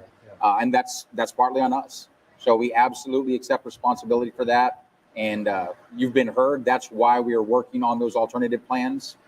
But definitely, like we talked about, is know that we're going to keep trying to do what ultimately is going to serve the citizens the best and ensure the public safety, moving the immigrants along. We know they've got a destination they want to get to. We know we don't have the capacity to be able to support sheltering people here in town or the added burden on our local economy. So we're absolutely, it's in our interest as well to help move them along. Thank you. Thank you. Ms. Bell.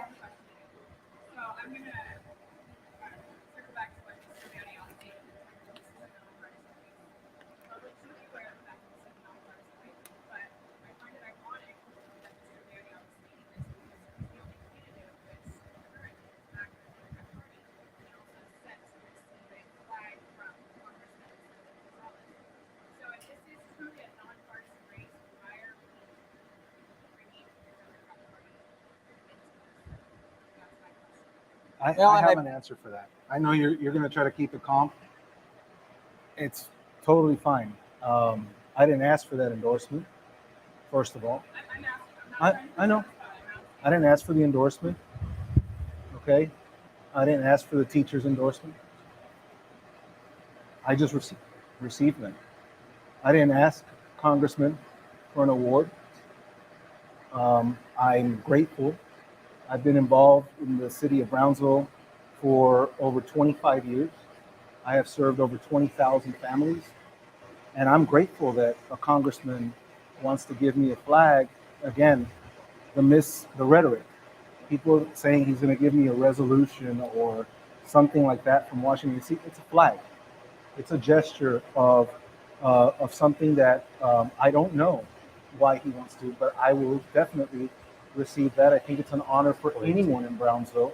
I think there's many people very deserving, but I'm not saying I'm better than other coaches or community members. Who am I to reject a congressman? Who am I to reject anyone who wants to endorse me? I feel that I was endorsed by 3,900 citizens. We might not view the world the same way, but I received their 3,900 endorsements as voters. If I happen to win, I will represent everyone in Brownsville, regardless of what my opinions are.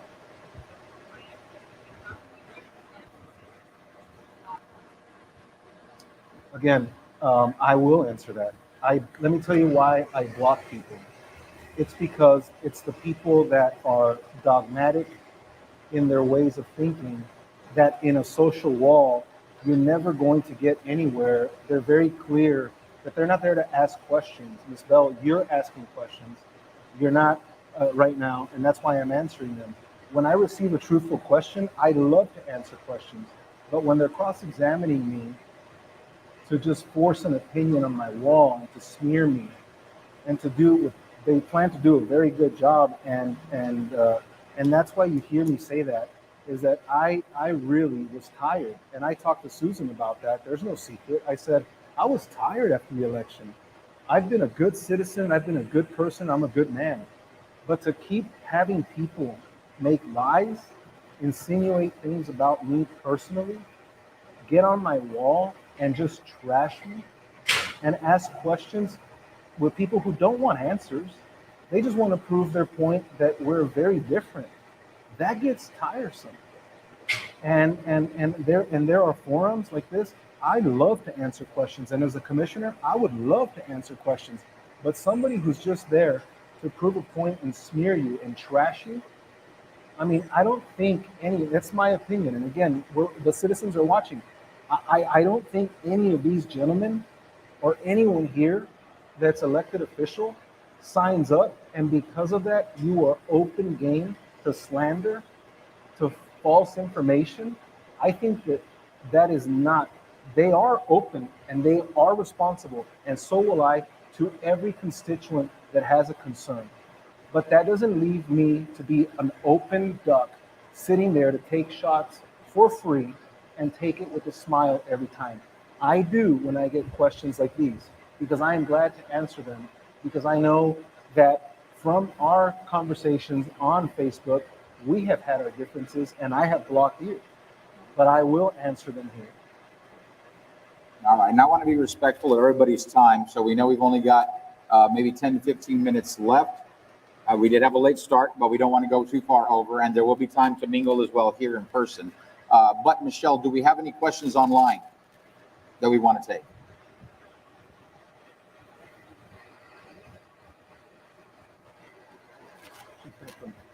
Yeah, they're going to pop It's up. coming. Someone please ask about infrastructure. Roads are terrible and lack of bus stations is an issue. It's something that gets Time that gets prioritized. It's time that gets prioritized.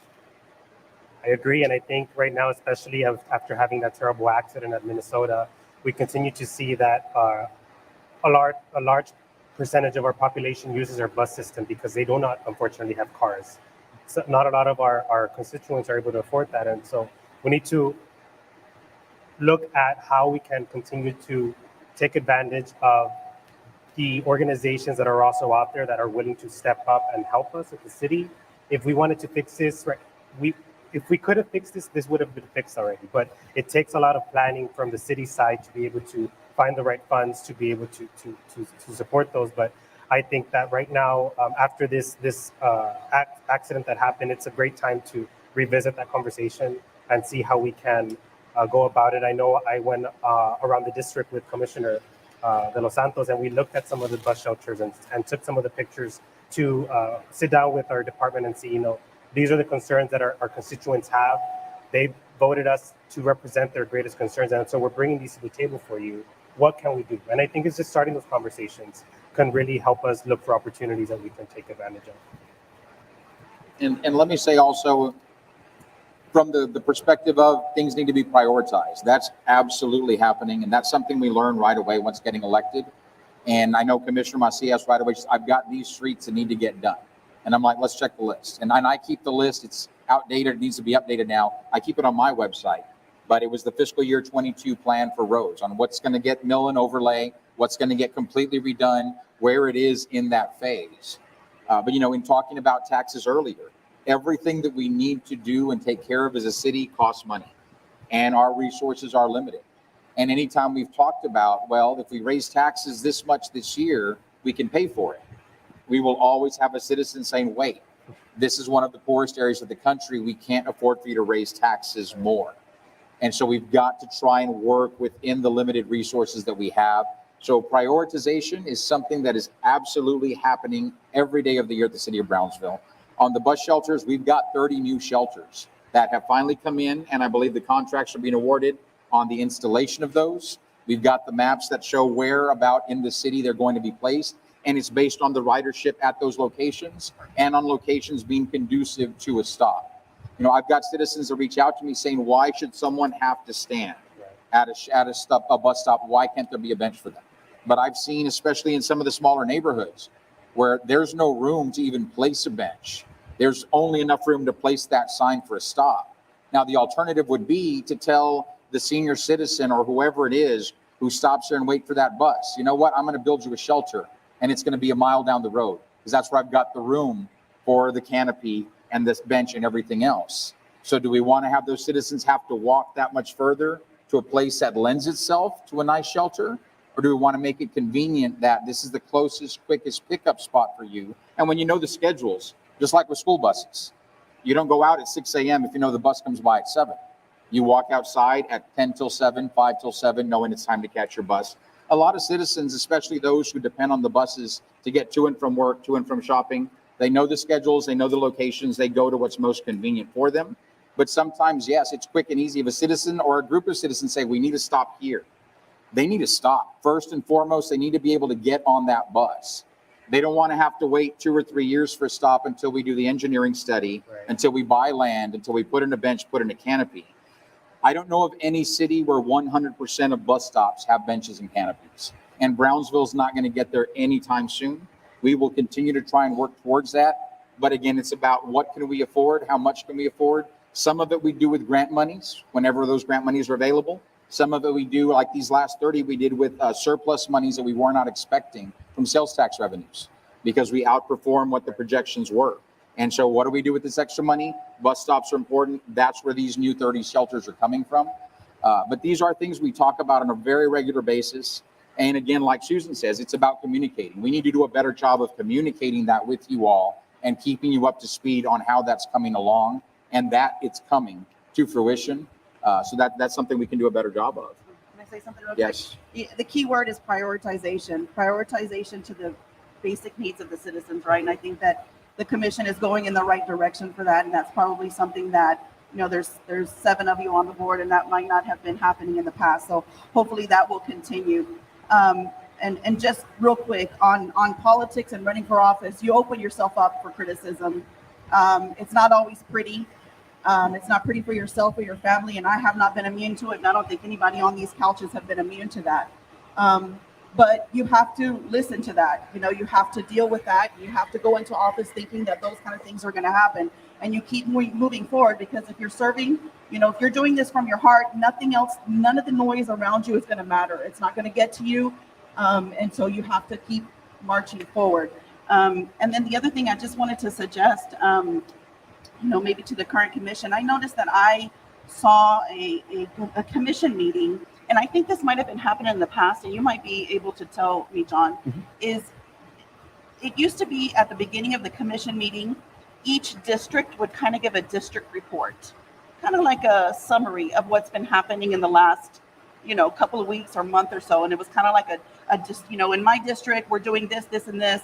That might be something you might want to implement again. I think it's a great idea. And those people that are consistently going to the commission meetings or watching them online, you might be able to take care of a lot of those questions just by, you know, doing kind of like a little summary in the beginning of the commission meeting. And I want to say that when I looked at the old commission meetings, they used to do that. And I'm not sure how long back, but it would be, you know, a good idea. And again, the citizens, we are not all going to agree, right?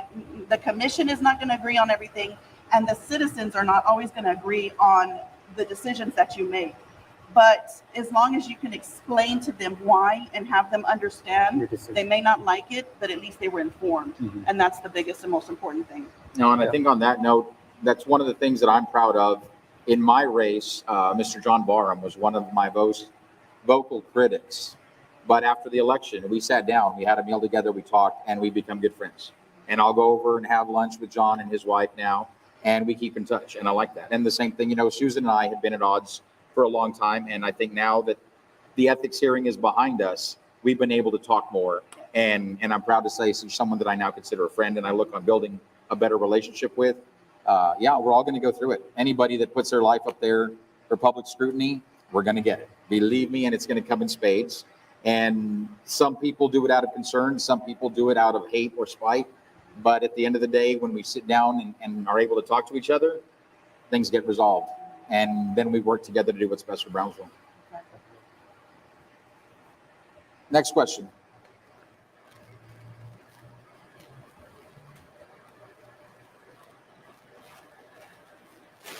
Don't know the last time the city did it, but can you work with the traffic department and help restripe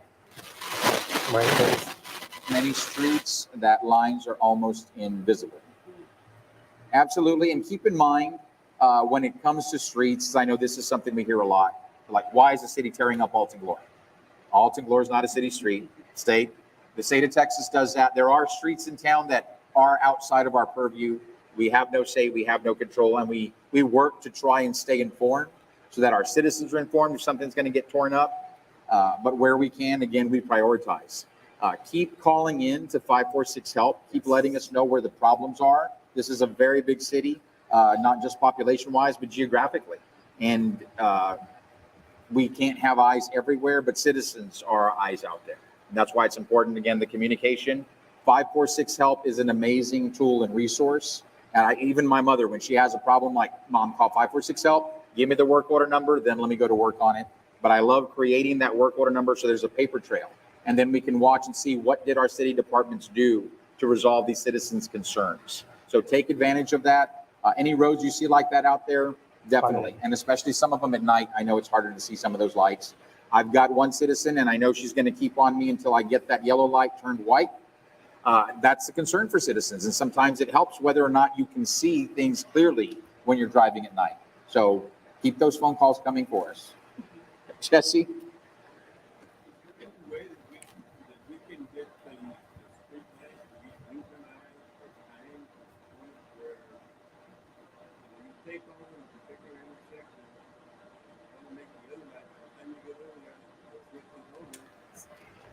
Synchronization. Yeah. It's already a plan. You're already doing that, right?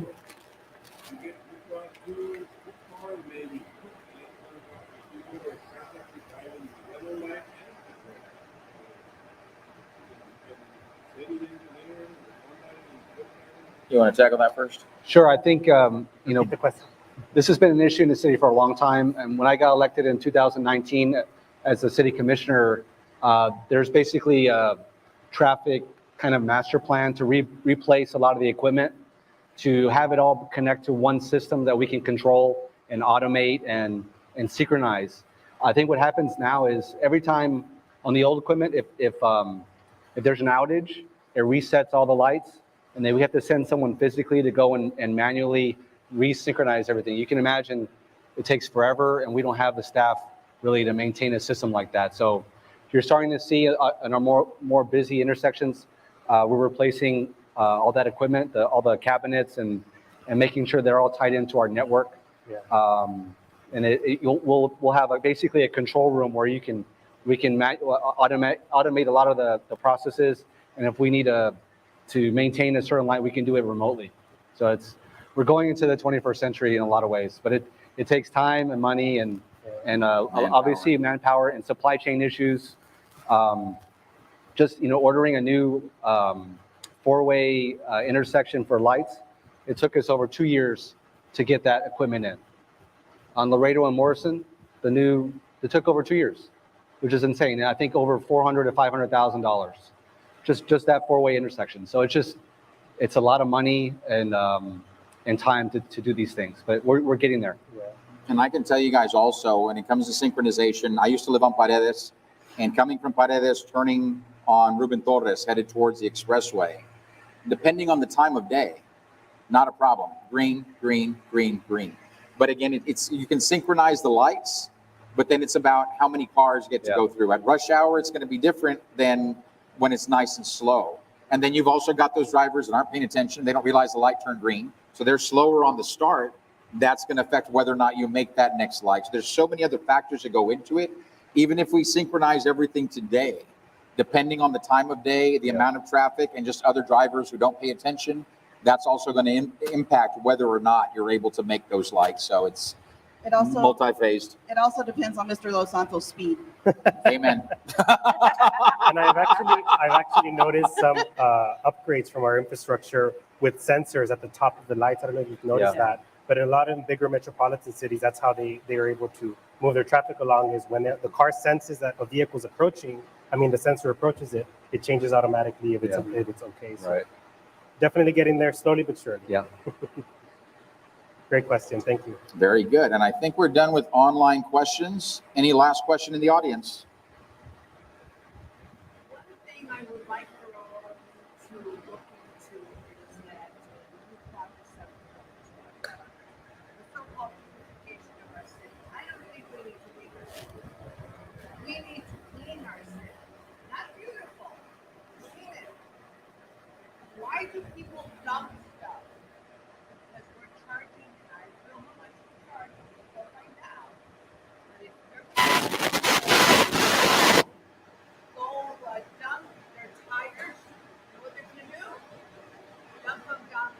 Mm-hmm. So somehow, some way, it's a toss-up. Yeah. Do you want to make a few bucks at the city dump, or do you want to have a day where people can go drop off their mattress? Because otherwise, you're never going to get control of it. I mean, you've got grads and and Republic doesn't pick up. And I asked, you know me, how nosy I am, right? So I'm always there asking people, interviewing the drivers, okay. The problem is that we get a load, we go to the city dump, and we wait 2 to 3 hours for a load. Ooh. So one new truck goes around and picks up maybe 2 or 3 times, two trucks a day. Because you're sitting there waiting to. So this is not right. With the freeze, McAllen cleaned their whole city in 3 weeks. 6 months later, we still had stuff on the side of the road.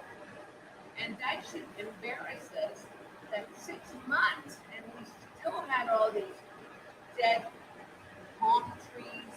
McAllen took 3 weeks. So what's the difference? Management? I mean, I don't mean management citywide. I mean the Trash the services. public or the people that clean, Yeah. hire. Well, we know part of it is McAllen is a smaller, more compact city physically, and you've got a lot more concrete. So you're going to have a lot more brush and a lot more rural areas in Brownsville. Let's say 3 weeks, okay. We took 6, 8 months, and even months later, with still stuff. My only thought is we really need to address that. That's a big priority because everybody says, man, I woke up and somebody in my alley dumped 20 tires. Oh, yes. Or 3 mattresses or a sofa. And guess what? The city that goes to Republic doesn't pick that up. They just pick up brush. So we've got this mattress on inventory for years. Now, and that's something we are looking at addressing, especially as contract negotiations come back up, because beautifying the city is important. And illegal dumping has been a problem. And I think we already have days where citizens can bring things at no charge, but again, we don't communicate it well enough. Right. That's a big problem. Just like we do with recycling. We have days in each district where there's containers out there you can bring your recycling and dump it at no charge. We need to do a better job of communicating that and having a regular cadence for it so citizens already know. If I've got a mattress, if I've got tires, whatever it is, I can go on this day and dump. Yeah. And so we need to do a better job of communicating that. No, they don't. And that's on us to communicate that. Also on the beautifying topic, that's something I want to look at. And I think I've been vocal about this publicly with Republic because we saw this during the winter storm. We saw neighbors who we would collaborate and work together and say, you know what, there's a vacant lot that was owned by a friend of theirs. They're like, you know what, let's put all the brush on a vacant lot so the neighborhood doesn't look as bad. But then Republic would come by and say, well, there's no meter at this lot, so we're not picking up. I saw that. Things like that we need to address, and things like that I plan to work with my fellow commission members and our mayor on addressing in the next contract that comes up, because that's important. Another question we get a lot when we talk about beautifying the city is the expressway. And again, not city purview, not city jurisdiction, but they say, how come it's always cut more frequently in the upper valley than down here? And I asked that question as well. And the answer is they pay extra. The city makes a payment to make sure additional cuts happen. The state's only going to pay for X, I think it's like 4 a year that the state of Texas will automatically do. Anything else is on the local community to foot the bill for. And those cities have the resources to be able to say, we're going to pay extra. This is what we want it going to. And again, with Brownsville, it's prioritizing. We've got streets that needs to get fixed. We've got bus shelters we need. We've got raises for city employees that had been overdue. It's where do we go first? Do we cut the grass on the state's right of way, or do we give our city employees raises first? We had to prioritize, and that's where we're at today, and we're still trying to do better at it. But beautifying the city is absolutely a priority. And on that topic, like for the downtown area, and this isn't about favoring downtown, but this is one example of where resources can be put to work.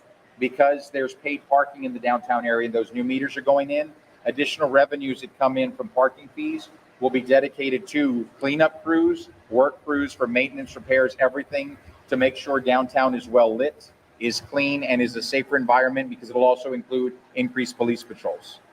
So we're trying to do that where we identify the pockets of need. We're looking at what resources do we have available that aren't already obligated to something that we can put to work. I think code. It'll be an open bid process.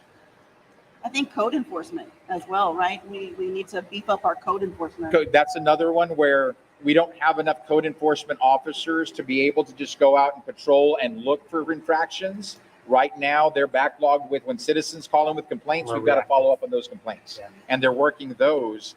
We don't have enough bodies to just go out there and drive around and identify infractions. And so, again, 546 help or call Commissioner De Los Santos.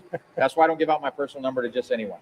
But but let us know, and we send the inspectors out when we get those reports. Yes, sir. Can you hear me? Yes. I could push back on us being in a new era of transparency, but I actually want to ask something that the answer might be something that you pointed out, which is what do you feel is the most misunderstood part of what's happening with immigration at the border?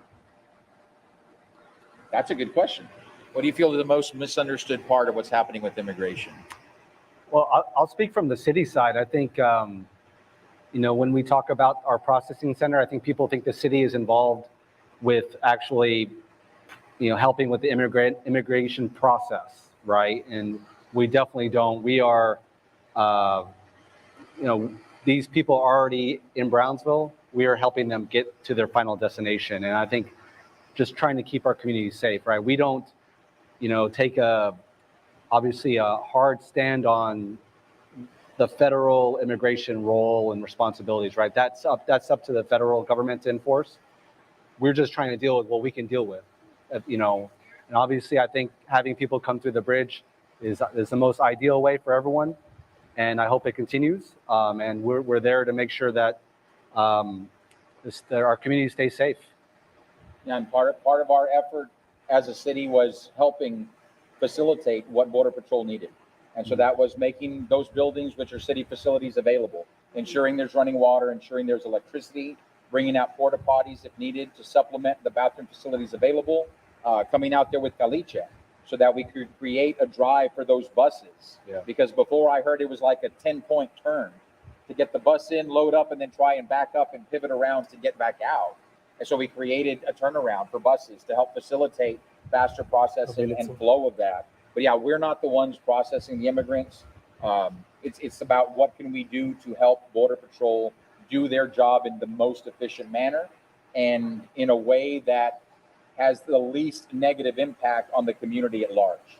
And yeah, luckily it was a facility that was abandoned. Camp Monument, the golf course out there, wasn't in use, vacant buildings.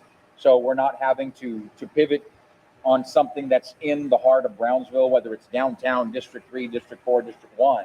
We're not having to deal with it there, thank God. I mean, it is District 1, but it's not like right at Christ the King Church impacting what's happening on a day-to-day basis in Southmost.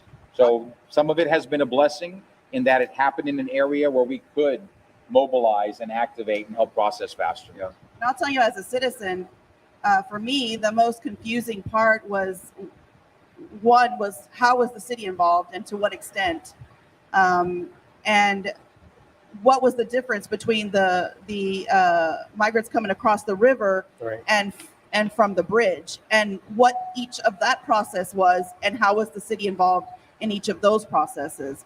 And so that after the meeting right before the swearing in, where Chief Sheldon had a presentation on that and gave us the difference between the two, was where I was able to understand, okay, this is completely different from what I thought. I thought everybody was just coming across the river and we're trying to do whatever we can to facilitate it, but it's absolutely not true. So again, it's probably a process that is going to be long, and I think that, again, Odie has done a great job, and I encourage all the citizens to attend the commission meetings if you can, in person, online, because you really do find out a lot of information when you're there. So And I'd just like to add also that all the costs that the city incurs for this transfer station are reimbursed by the federal government. So our local taxpayers are not paying that from city funds. It's all federal resources. And that's part of why that emergency declaration was important, because if ever those funds were not readily available, then we could apply for emergency monies because we did that. Reimbursed. Well, ladies and gentlemen, thank you guys very much for joining us today. This is, of course, not my first, but this is the first of this style, and I hope it'll be the first of many, because I enjoy this, and it'll be not just other elected officials or others seeking office, but other citizens with concerns in the community. I want to be able to bring them in for sit-downs and talks like this, because it's important. And I think, again, it goes to communication, and the more we communicate with one another and understand one another, both the concerns and the needs, and also why we legislate the way we do and prioritize the way we do, I think the better off we'll be as a city as a whole. Roy, before you end, Miss Bell, can you hear me? All right. It just happens to, I'm trying to address, because let's say I win. I don't want you to feel that I'm not going to listen to you. The Democratic Party endorsement, I didn't even post that anywhere on my personal media or campaign page. As a coach, as a athletic director of St. Joe, I did post my whatever the congressman, the flag presentation on those, but not on my political page, because I don't want, it's gonna murky it anyway, the water, but I do not want my political page to have partisan things. The congressman's was on my personal, and the Democratic one, it's not on any of my social media. Anyway, I just wanted to clear that up, because it is bipartisan, and I just wanted to make sure that I cleared that up. Commissioner Martinez, any last words? Thank you for having me. And just a reminder to everybody, June 2nd, we have our sandbag distribution. That'll be going on in each of the respective districts. So look online on our city's Facebook, and you can find the locations on there. But thank you. I look forward to working with everybody and with the same common goal of making our beautiful city greater. Mayor Cowen? Yeah, I'd just like to add, the city and the police department are starting their 100 Days of Safety campaign starting on May 31st. So they'll have different meetings about that in the community. Obviously, with the accident that happened at Sharp, that I think everyone's aware of, I think that's important to emphasize good, safe practices and get out there. Also, in terms of my engagement, I will be having a Coffee with the Mayor event every quarter, and I'll try to showcase local places in each district. So I'll be rotating districts and invite the local district commissioner, and probably alternate the at-large as well. So just keep an eye out for that. Let's start with District 1. District 1. We'll start with District 1. We'll go down. I just wanted to thank you for inviting me, Roy, Mayor Cowen, and Commissioner Martinez. It's a pleasure to be here speaking to everybody, and I just want everybody to know that we are in a runoff. Early voting is June 5th through the 13th, and Election Day is June 17th.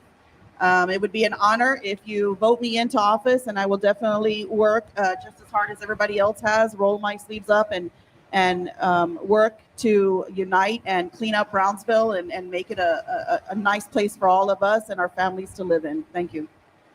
And to wrap up, May is also Law Enforcement Appreciation Month. We were very glad that we kicked off the month raising the Brownsville PD flag at the Convention Visitors Bureau. And this coming Saturday, we will be at the Farmers Market also to show our appreciation for local law enforcement.